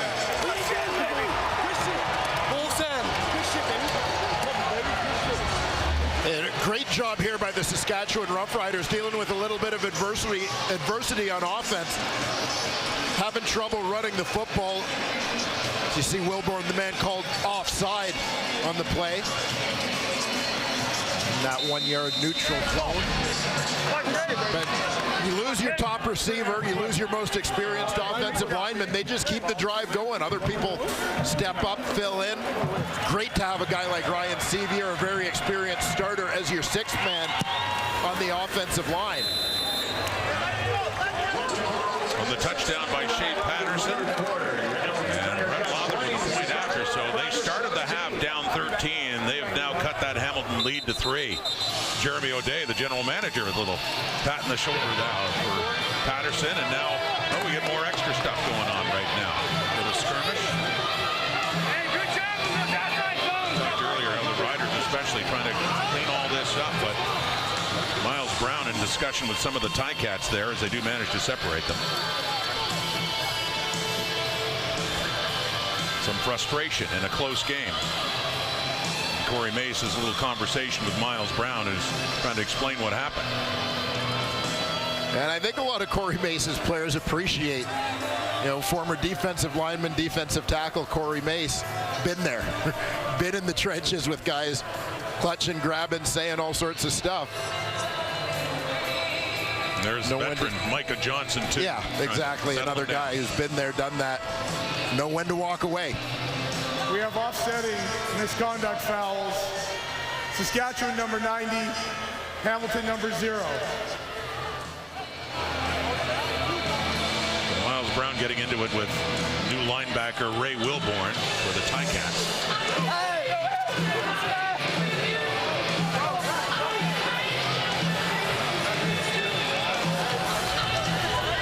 Take a look back at impressive scoring drive for the Saskatchewan Roughriders. Ojo continuing to contribute in the absence of Sean Bain. Jareth Stearns really stepping up. A couple of big catches back-to-back to set the Riders up on the doorstep. Shea Patterson, backup quarterback, punches it in short yardage. Capping off a 6-play, 77-yard drive. Saskatchewan in the first half at 7 first downs. First 2 drives in the second half. They have 7 already. Lawrence Wood on the return. 3-point game. And off to the left. Feisty coverage unit on the kickoff to take Woods down. Just across the 25 for Bo Levi Mitchell and the Ticats to head back on. This is a much tighter game now than when it was halftime. And a 20-7 Hamilton lead, now down to 20-17. Riders coming on here in the 3rd quarter. Past the midway point through it. Yeah, a lot of talk about Hamilton grabbing momentum in the 2nd quarter of this football game. But I think we saw last week the Saskatchewan Roughriders are not a team that's ever going to go away quietly. They had a big comeback in Edmonton in the 4th quarter. Oh, and jumping the route is Roland Milligan. Got his hand on it, just getting in front of Tim White. A little bit closer. Might have been thinking about taking off to the end zone. Yeah, here's that matchup again, primarily on the boundary side. Tim White, the slot back, Roland Milligan, the halfback. This is best on best for each of these 2 teams. Milligan doing a pretty good job over there. Roland Milligan, big defensive play, 2nd and 10. Ticats at the 27.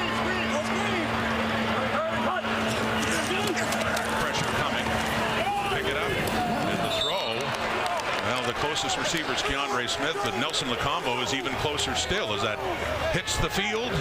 3rd and 10, and a quick 2 and out now for the Ticats. A little shift in momentum perhaps here in the 3rd quarter.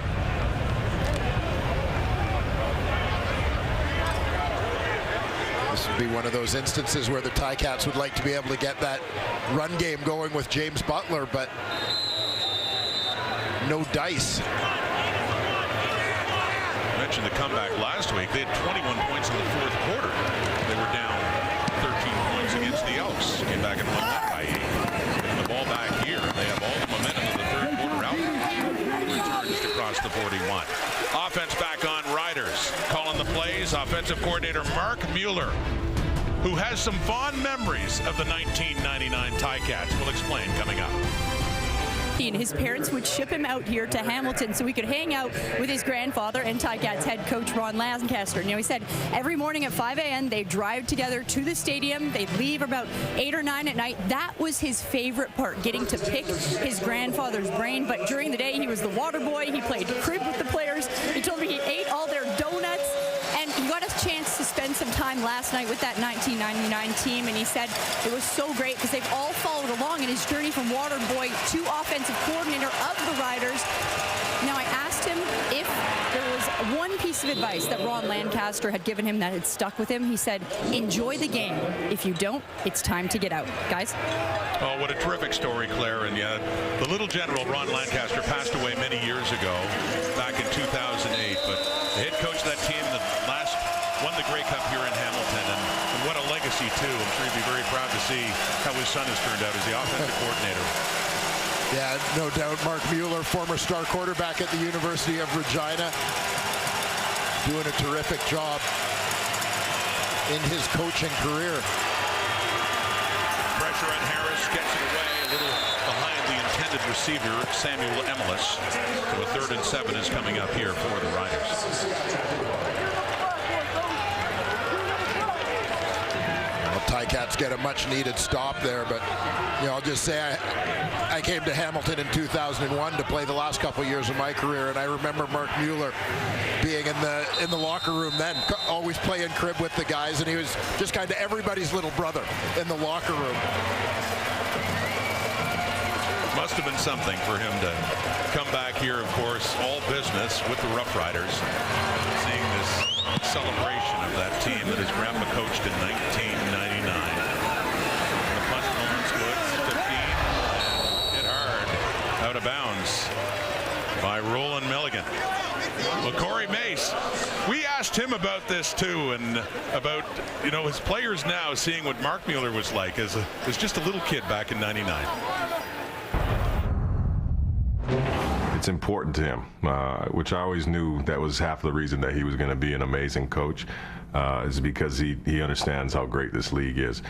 So to see the 99 we were just joking about on the plane over, some of these guys haven't seen him since he was 10, so I can't wait. They're going to laugh when they figure out, like, oh my God, the water boy is the OC for the Riders, you know, so it's going to be cool, a great experience for him, and I think, you know, he'll probably go say hello to some of the guys during the celebration. Yeah, he does a bit more now than just the water boy, doesn't he? Yeah, well, and conveniently as things worked out, I had a chance to talk to Mark briefly before the game. I asked him if he got to see the guys. He said, yeah, they had an event last night in the Riders Hotel. So Mark was able to pop down for a couple minutes and catch up with some of the guys who, yeah, as mentioned, haven't seen him, a lot of them in like 20, 25 years. Born and raised in Rider green and white, and he said his grandpa was just an absolute legend in Saskatchewan, but that one tie to Hamilton in 1999. Ticat ball and a first down. That's Bridges. First-year receiver with the Ticats picking up that first down. Bridges out wide. He and Tim White on the two-man side of this set. White clears, Bridges underneath.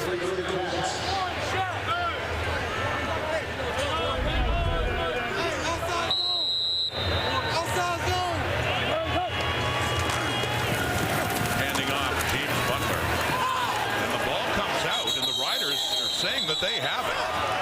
The Big turnover this would be for the Saskatchewan Roughriders, currently in the hands of C.J. Rivas, and it is indeed a turnover. The fumble by Butler. Saskatchewan football inside the Ticats zone in a 3-point game.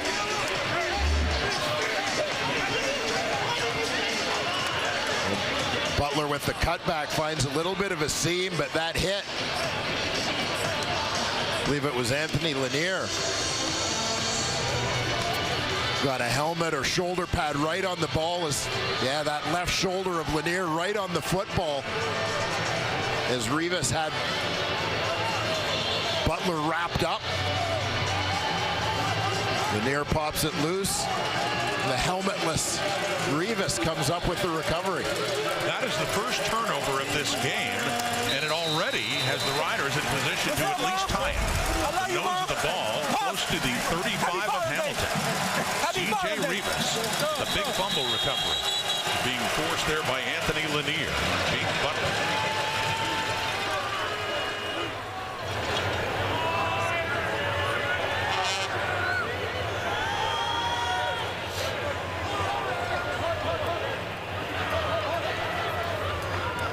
Big play there for Lanier, a guy who becomes one of the leaders on that defensive line. Got him lining up primarily at tackle. I thought we might see him a little bit at end today, given the inexperience of Hamilton's tackles. He's a pretty good pass rusher, played a fair number of his snaps on the edge last year.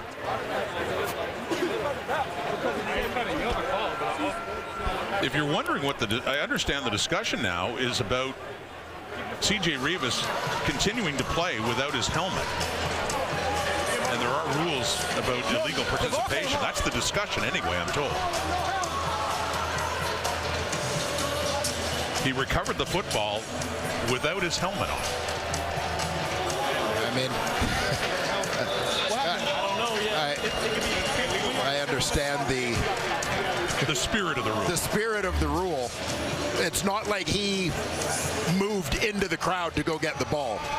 The ball kind of came to him. So the helmet is off. The ball is loose. Play is under review. But you're right. The ball was right there. All he had to do was just wrap his arm around it. Saskatchewan football. So yeah, I mean, he's no less likely to get in that situation.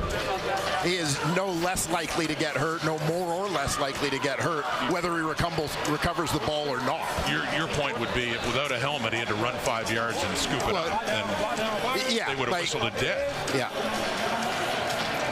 So you can see the look in his face that this is being discussed. There's a live look at the command center going over it again, but clearly he did not have possession of the football when his helmet was off. Yeah, and I am admittedly very curious to hear the interpretation of the rule in this situation. If it was illegal participation, and it's going to be, Hamilton's offense is coming back on the field. Well, but I mean, it's a black or white ruling, clearly. Saskatchewan.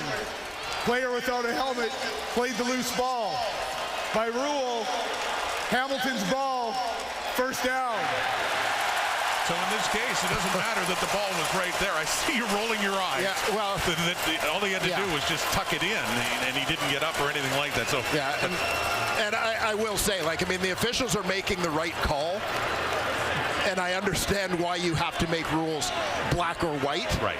But intuitively, the call makes no sense. Right.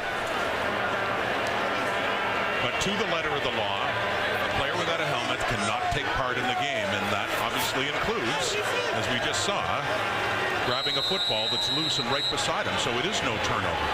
And it is Hamilton football, and it's a 1st and 10 at the 36.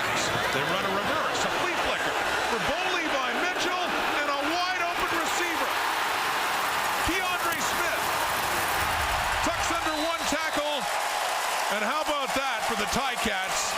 Not a turnover, and the very next play is a huge one down to the Rider 15 and that reverse flea flicker. Yeah, watch on the right side of your screen, Keandre Smith. He just keeps running. His defenders think and run. Deontay Williams, he gets turned around. Smith was waiting for that ball for a long time because he knew he was open, and he's just kind of waiting for all this to develop as the ball has to get passed around between 3 different people. But a huge play for the Ticats as they catch the Riders a little bit flat-footed after that sudden turn of events. Mitchell back to work. Looks to the end zone. Touchdown. Just like that. My goodness, this game changed in just a couple of plays. Touchdown Hamilton for the rookie receiver, Shamar Bridges.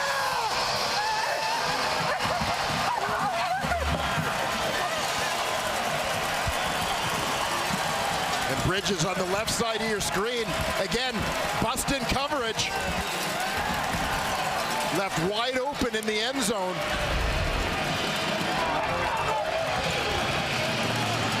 First CFL touchdown for Shamar Bridges, and back-to-back big plays for the Ticats, two uncovered receivers.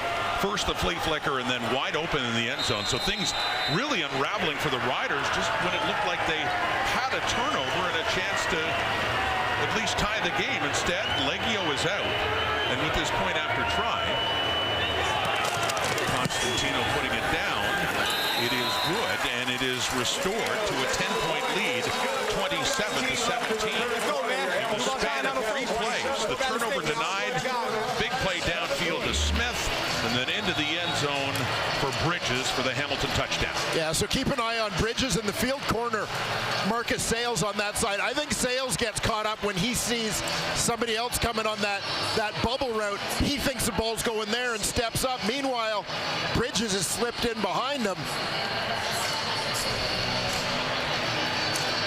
Wide open.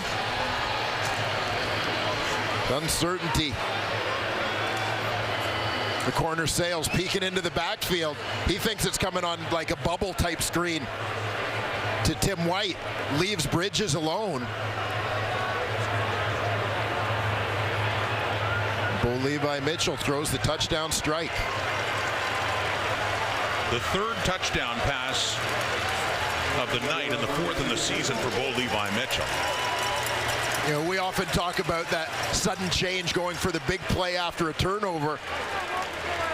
Not a true turnover per se in that situation, but yeah, you had Saskatchewan's defense thinking they were off the field, and suddenly they're not. Let's go, man.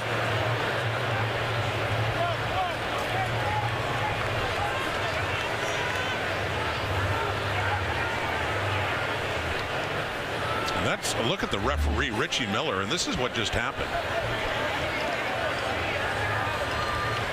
It's Anthony Lanier. Yeah, you could see completely unintentional. They just, neither one knew where the other was going. Looked like he may have kind of caught his cleats in the field. Tweaked a knee there.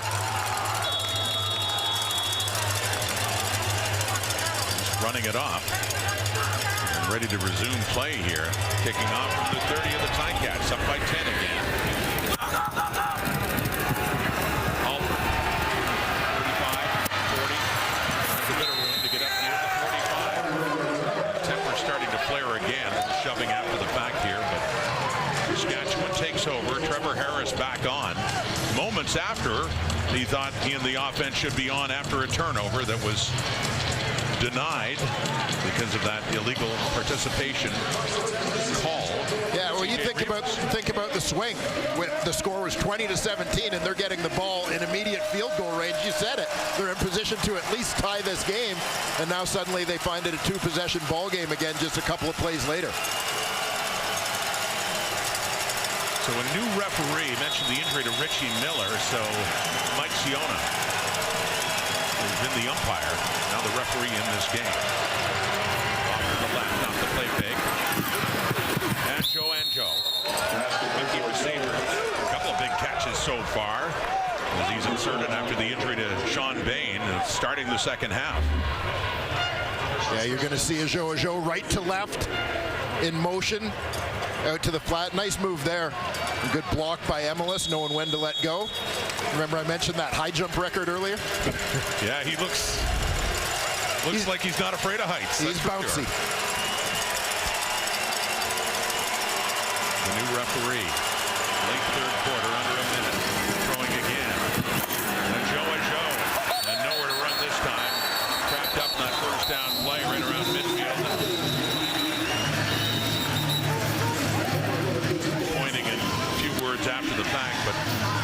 lit him up and let him go any further. But 5 catches for this rookie receiver in his first CFL game in this quarter.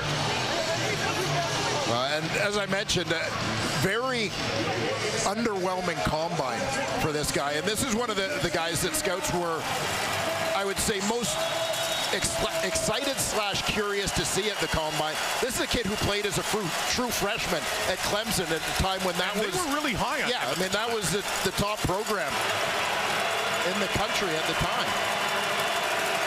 Final play, third quarter, midfield on a 2nd and 10. A.J. Ouellette, the reception. He's had to work hard for every single yard he could get tonight.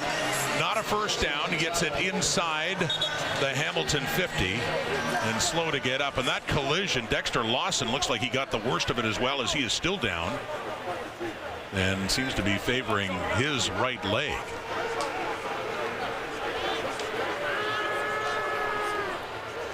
The flag had been thrown. Yeah, Lawson was coming up in support after Ouellette had caught the football. Someone else tackled him from behind, and Ouellette, in falling down, came forward. It looked like his helmet struck the leg of Lawson. So that is the end of the third quarter with an injured player, Dexter Lawson, their field corner, down on the field, getting attention to the right leg. It had been all Riders in that third quarter until a quick turn of events. A big play here, followed by another big one in the end zone, and the shield, or the touchdown there for Hamilton by Bridges. Happened in that third. Saskatchewan had all the momentum. They dominated, Wayne, but 3 plays, denied turnover, and then 2 plays for a Hamilton touchdown have just completely changed this game. Yeah, and all the momentum and making plays offensively despite losing 2 veteran starters from their offense. And yeah, the turnaround on what is, again, the correct call, but an interesting interpretation, right? I mean, the ball rolls to Rivas. He doesn't have his helmet on. Like, even if in that instance the ball rolls to him, hits him, and another of his teammates recovers it, pretty sure we'd end up with the same ruling. Like, there's almost no way that that Hamilton doesn't come out of that fluky play with a first down. And then they cash in so quickly afterwards. So here we go. And A.J. Ouellette has a first down. And a late flag comes out as he is pushed out of bounds. But Ouellette in this case has been used better tonight as a receiver than he has running the football. Illegal block. Saskatchewan, number 81. 10-yard penalty. Repeat first down. But to no avail, the penalty on Mitch Picton negates that first down after the catch for Ouellette. Have a look here after the catch. You can see, yeah, Picton. And I know if he had that one over again, would realize he could have just kind of shielded him as Peters took that inside angle. He had him out of position. He wasn't going to be able to get to the running back Ouellette. 9 penalties for 100 yards even for Saskatchewan on the night. Fourth quarter, early on, deflected at the line of scrimmage. It falls incomplete. That was on a 1st and 20, so a 2nd and long coming up here for the Riders.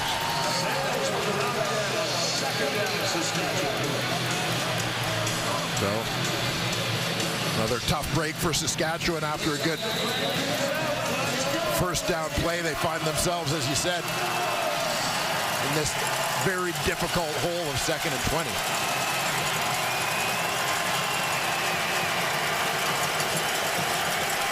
The running game, as I said, it's been tough. Ouellette 7 carries, 11 yards. An obvious passing situation here. Looking off to the left. And it's on a 2nd down and long, and not nearly enough, of course, but it is in the Ticat zone. And what would be a field goal try coming up here. Brett Locker has come out to see if they can now make it a 1-score game again. And this time, just get 3 more on the board and get within 7. Lawler is 1 for 1. Did not have a field goal attempt last week against the Elks. And he hit one earlier in this half. But a 46-yarder put down by Korsak for Locker. Right through it goes, a flag coming out late on that one. So we'll wait for it, but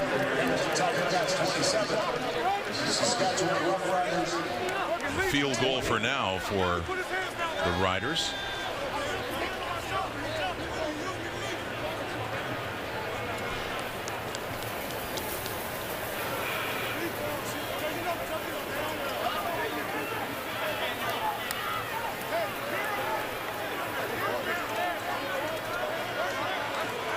Corey Mace was weighing an option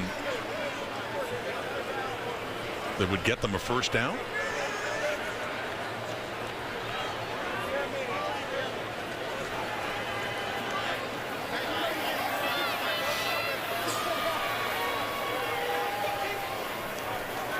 Richie Miller. Pyramid, Hamilton, number 40. That penalty is declined. So no, wouldn't have been enough for a first down. Pyramiding call, second such pyramid call we've seen tonight. Yeah, fourth man in from the left for Hamilton is James Tuck. He goes airborne, which is not permitted. And going over an opposing player. So it's at the 40. Hamilton ball. 3 on the board. 27-20, a 7-point Ticat lead. Just over 13 minutes to go here in the fourth quarter in the Ticats season or home opener at Tim Hortons Field. Coming in at 0. One-man rush. And the quick hitch there to Bridges.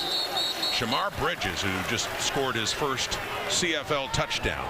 It's his first season in the Canadian Football League and has that one there as well from Fort Valley State University. Yeah, small school guy again, part of the add more size edict for the Hamilton Tiger Cats in the offseason. Obviously great in matchups, catching the football, but blocking as well. And we have a little bit of an offside here. Shamar was very excited about his last catch. A little bit, as in about 20 yards downfield before the ball was snapped. As the flags come out. Hamilton, number 17, 5-yard penalty, remains second down. Just a bit early, would you say? Yeah.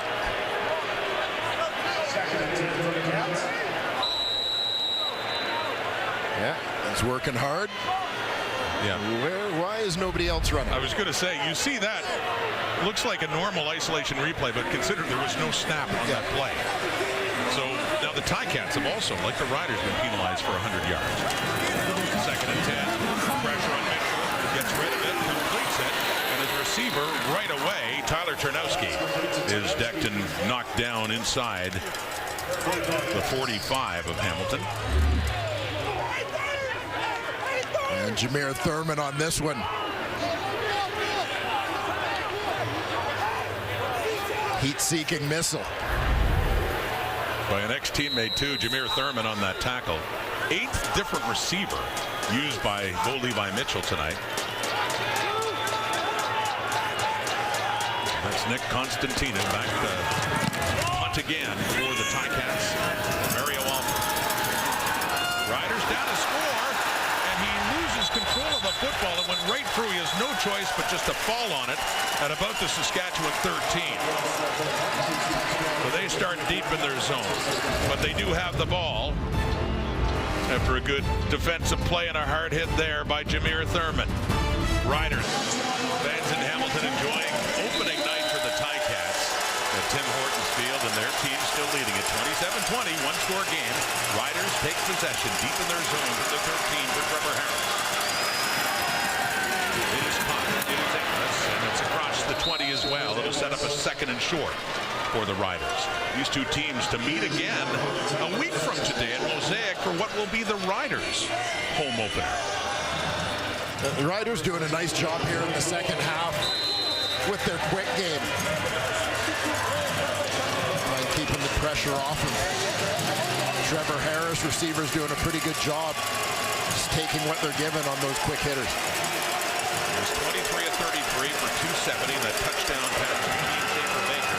Back to the that one, no, a little bit low. But it does intended for Emilus again.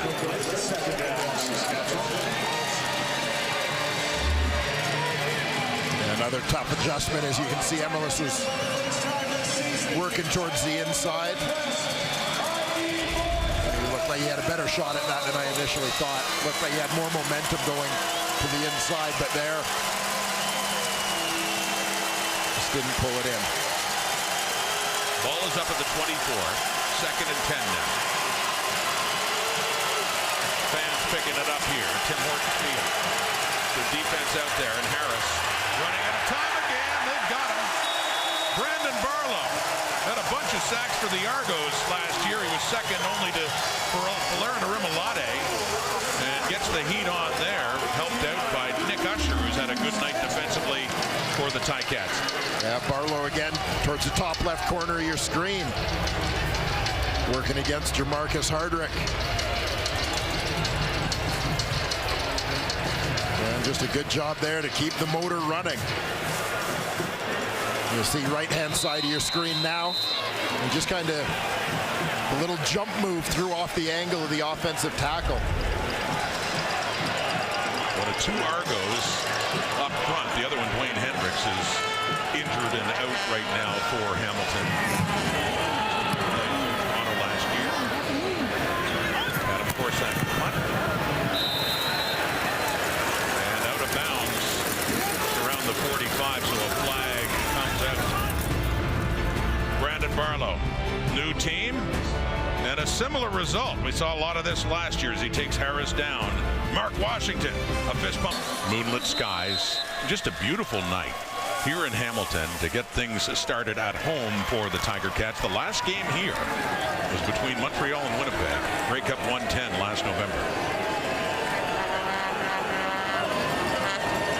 And it is a 7-point Ticat lead, taking over just a few yards into Rider territory. James Butler and tries to push it a couple more yards, but yeah, the running game, I mean, for Butler, not much more than Ouellette has. And Butler has said went off for 119. Ouellette did have a tough time establishing the run as well in Edmonton, but not the running back showdown we thought might have taken place in this game tonight. Yeah, and you'd think Hamilton trying to create a little bit of a physical advantage in terms of their offensive run game. We're seeing them line up simultaneously with tight end Giovanni Robinson and fullback James Tuck in the game. 2nd and 8, rolling right. It is caught. Tim White has it. And down inside the 45. Had to get down to about the 42 for a first down.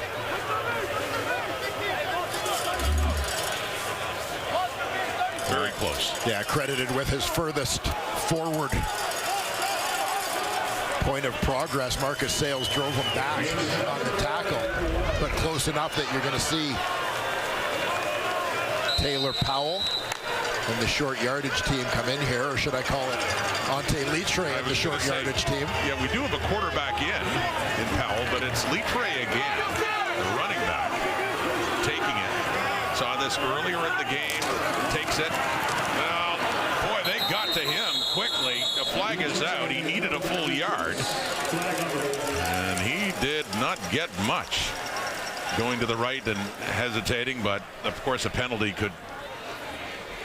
Offside, Saskatchewan, number 1. 5-yard penalty, first down. Could make it irrelevant. Okay, it's like, where's Waldo? Find the offside guy. Well, it stands out a little bit there. C.J. Rivas, who's the one who had it, who's the one who had his helmet knocked off just as he recovered what would have been just a huge turnover for the Riders, which was negated by that rule. Midway through the quarter now. Butler, left side, trying to find his way through. And those D fronts are just closed for the night.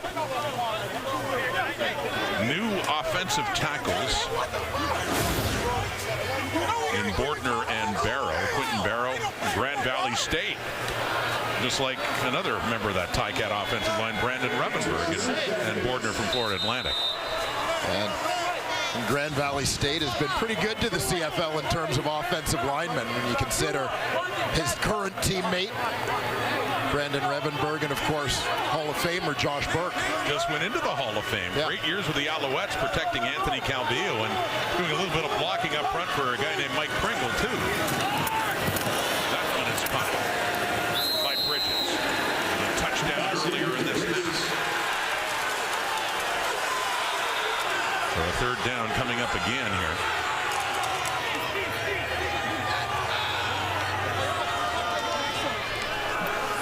As Mitchell heads off, and the field goal team will head on. Mark Leggio and the punter holder Constantino. So this could make it a 2-score game again. Big one coming up here with under 6 minutes to go in the fourth quarter. Leggio 2 for 2 from 13 and from 40, and this one be a little further back. But from the 41 and 42 where Constantino would be putting it down.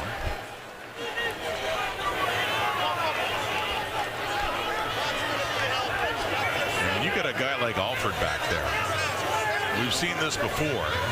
If the field goal happens to be missed, that's a whole new game entirely. We've seen, and he's not the only one too. The return game can be so huge when you have long field goal tries.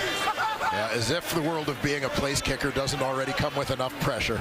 The fact that you have the Mario Alfords of the world threatening to put points up the other way if you don't make the kick.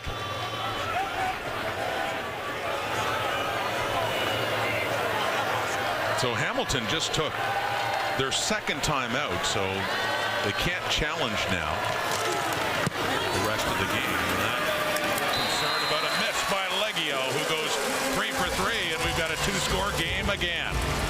3 more on the board for the Ticats. Lots of momentum swings in this game, the first of 2 between the Ticats and the Riders who meet again next week. But it is Hamilton back in front by 10 after that 42-yard field goal by Mark Leggio.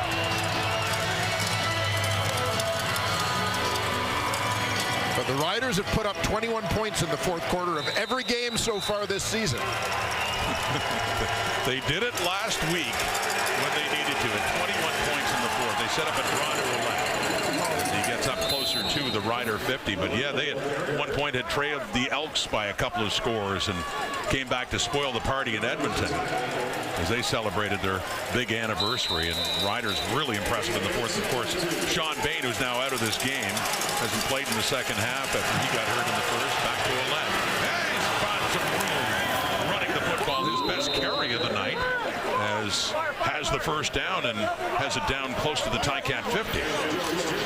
Looked like Ouellette might have taken a finger in the eye at the tail end of this play, but as Hamilton with a 10-point lead, 5 minutes to go in the ball game, is looking to avoid giving up a big play, nothing over their heads. Saskatchewan taking advantage of that running the football. Going to the right this time, it is caught. And to about the 45, that's Emelis on the receiving end for the Riders.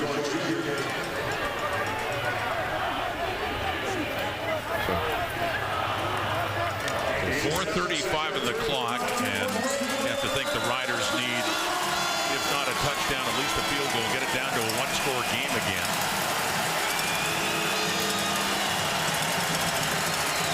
Mark Washington's defense trying to make them work for it. 2nd and 3, 44. And on the out, it's caught. It's a first down. It's Kean Schaefer-Baker. A quieter game since he had that big touchdown and the catch and run for the Rider touchdown back in the first quarter. Yeah, Schaefer-Baker working out in the slot. He's going to run the deep out here. Good timing between he and his quarterback. To Schaefer-Baker again, down to the 25, a gain of about 4 yards. Second down coming up.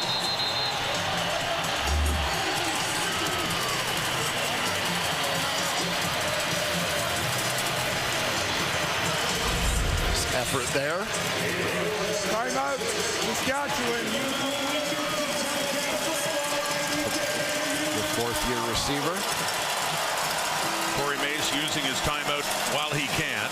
They spot the football at the 26 of the Ticats. So still plenty of time, 4:03. You've seen that can be an eternity in the Canadian Football League.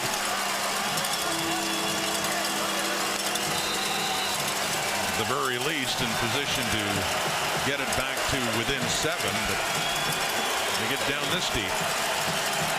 Take some pressure off by getting a touchdown. 2nd and 7 at the Hamilton 26. And Harris over the middle, it's caught. No, it's not. It was dropped, and it was down just around the 15, which would have been a first down for Schaefer Baker. And you feel a little bit like maybe Trevor Harris didn't see a defender there. Schaefer Baker well covered.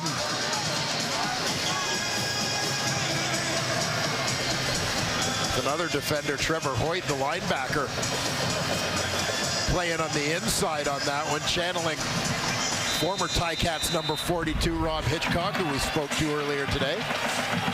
One of the greats from that team in '99 they honored tonight. 25 years ago, the last time the Ticats won the Grey Cup.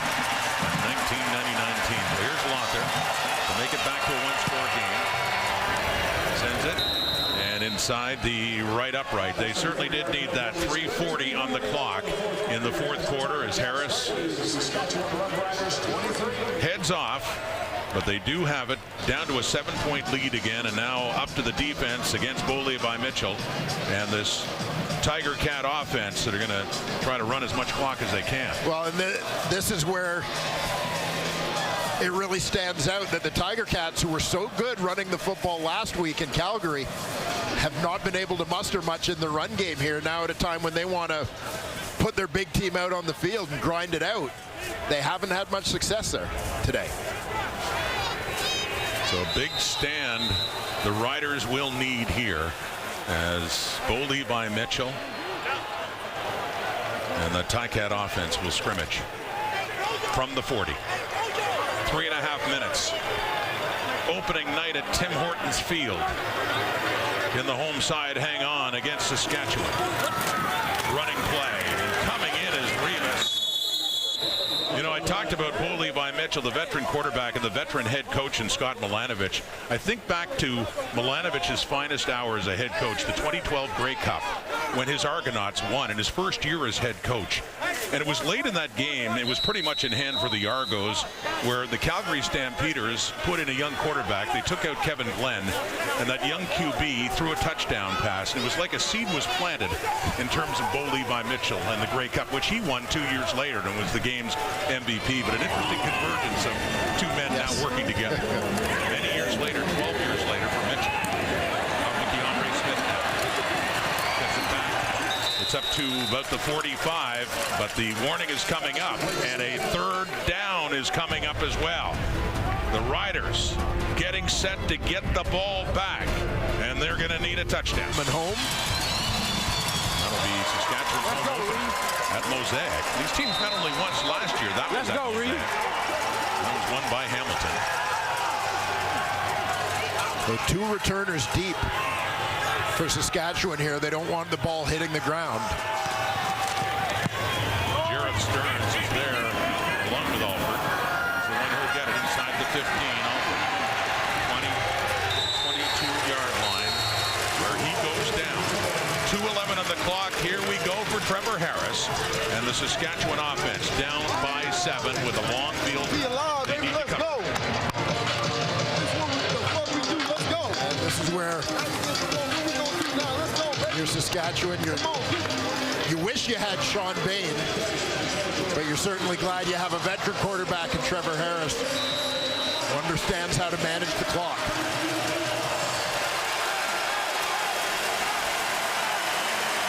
38 years of age, Trevor Harris, a veteran. Once played for Scott Milanovich back in the Toronto days. From the Saskatchewan 22, pump fake, nowhere to go, and in again is Brandon Barlow, his 2nd sack of the night. In his first game in his new home of Hamilton. 4-0 in the sack department for that Ticat defense. Yeah, and the Tiger Cats certainly felt coming in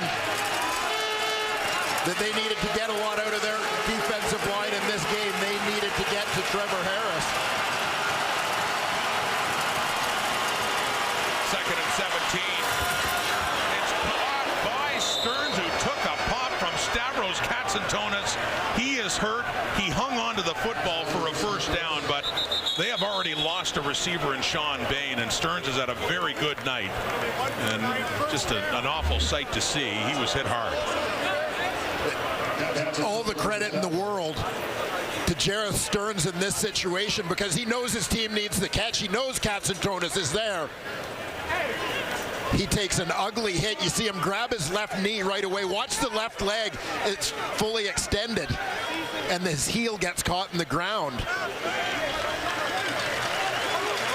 But never lets go of that football. That's an incredibly courageous play from Stearns. And that's Sean Bain watching, injured and out of this game, but awful sight to see him get hurt, but he does get off on his own steam, gets off the field. Veteran safety Stavros Katsantonis. Coming in, Stearns hanging onto that ball at the first down. It's up to the 33-yard line.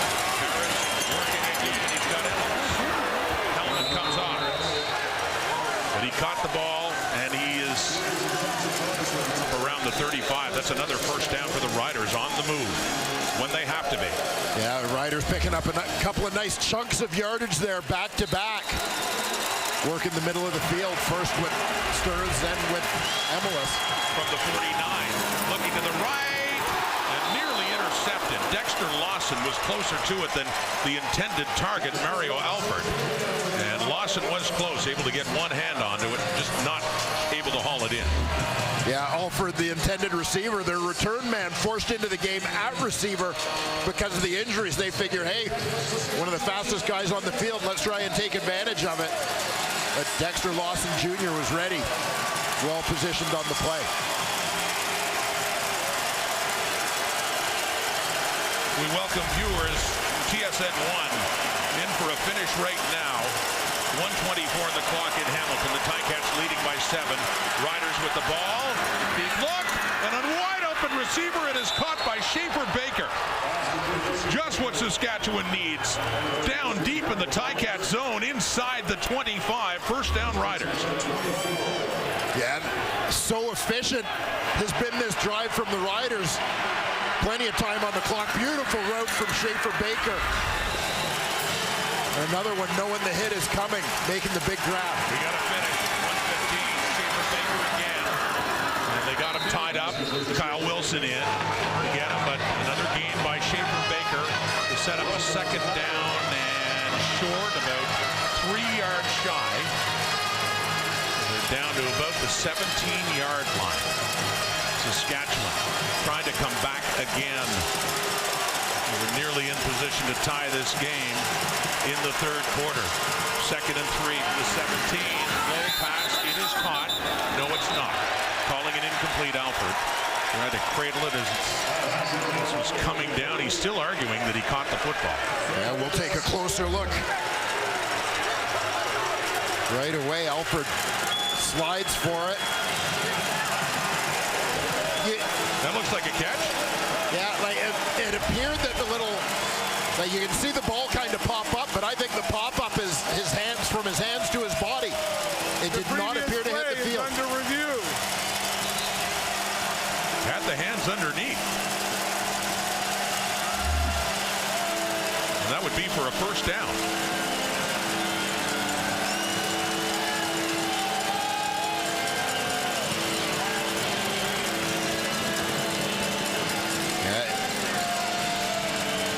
He appeared to get the hands underneath this. And I don't think that the front tip of the ball hit the field.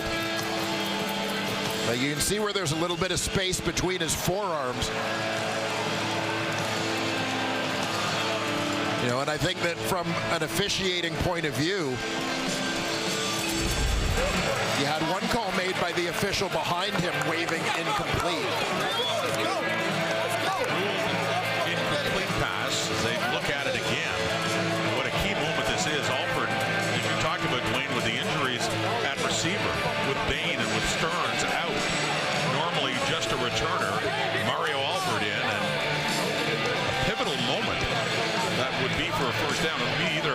touchdown if they overturn this and award it a catch, or it's a third down and about 3 yards away at the 17. 53 seconds on the clock, a 7-point game. But the Riders trying to get that touchdown and force overtime with an extra point.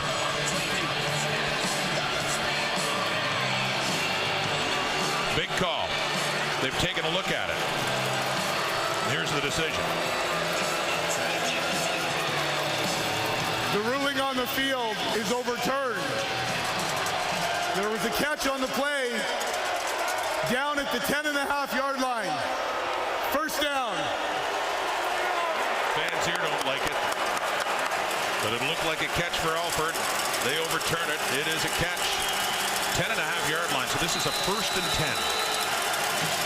51 seconds. Final minute, 4th quarter.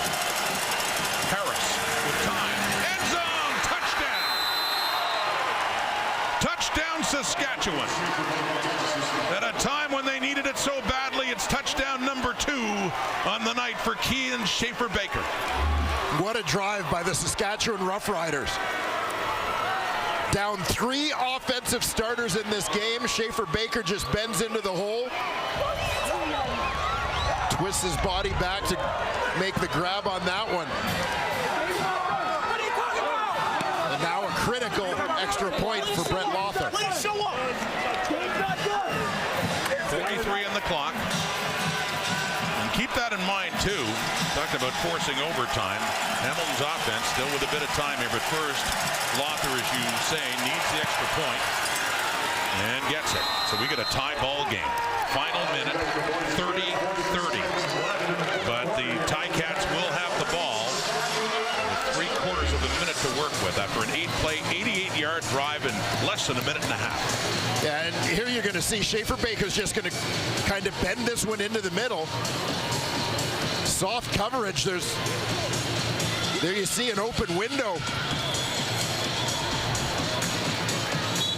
Probably anticipating tighter man coverage. Schaefer-Baker almost looked like he wanted to keep running as you would versus man, but a soft spot there that Trevor Harris is kind of throwing it a little bit behind him to slow him down. We ain't done. AO1. Audience of 1. Only one person. In his 4th year at Guelph, Kean Schaefer-Baker. Yeah, touchdown maker tonight. He's had a pair. And that big one to tie this game. And the Lawther extra point. So Lawrence Woods back. Riders to kick from their 30. The Ticats are hoping to get close enough to get Mark Legia a try at a winning field goal. Woods. 25. And does not get to the 30. Good coverage by the Riders. Nick Daly among those in there. So on comes Bo Levi Mitchell. He's passed for 380 yards, 3 touchdowns, no picks. Trevor Harris has passed for 390. Total of 770 yards thrown by these 2 veteran quarterbacks in this first meeting of 2 between the Ticats and Riders. That 2012 rookie class of quarterbacks that included these 2 guys plus Zach Collaros. Not too bad. And Jeremiah Masoli for that matter. Thrown up and picked off. Wow. Deflected up and in the hands of the Riders.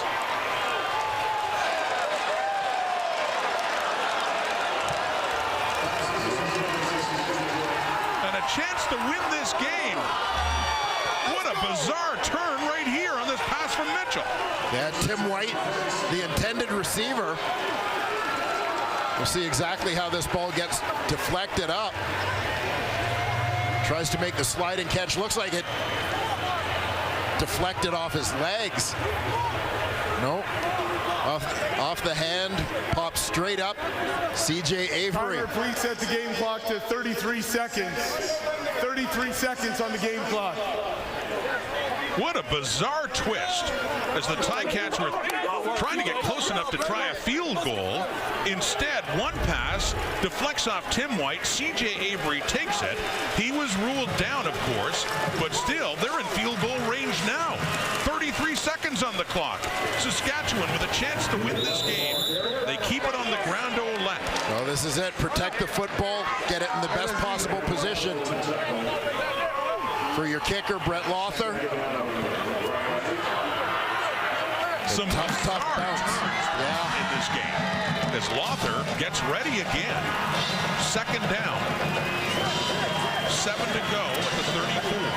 Well within the Lothar range with time ticking down. What looked like Hamilton's game has taken a sudden turn and a push back. Lost yardage there for Ouellette that time. But still within the range of Lothar, who will come on now with a chance with the extra point before to tie it, and this is a chance for a field goal to put the Riders ahead with just seconds to go. Well, Corey Mace and the Cardiac Kids. Another thrilling fourth quarter. They're just looking to finish the job here. It's all on the foot of Brett Lothar, who has been clutch through his career, as you can see. Adam Korsak will put it down at the Hamilton 43. The clock has run down to 0. Final play. If he makes it, they win. He made it. Saskatchewan wins. On the last play of the game, the Riders improved to 2-0 with another fourth quarter comeback victory.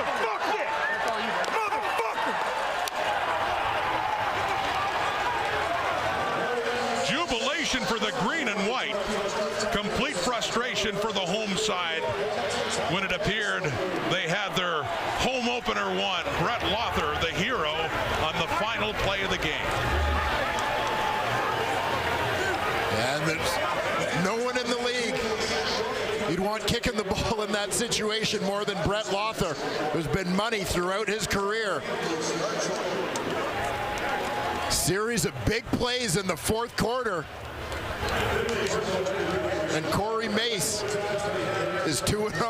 Pride of Truro, Nova Scotia. And Trevor Harris, what a game he ended up having. That clutch final drive and the Schaefer-Baker touchdown. Threw for 390 yards. And for Scott Milanovic, his Ticats fall to 0-2. And they get the Riders next week again, this time at Mosaic. What a finish. And consider what the Riders really went through with the turnover that wasn't, and then that quick Hamilton touchdown. Yeah, some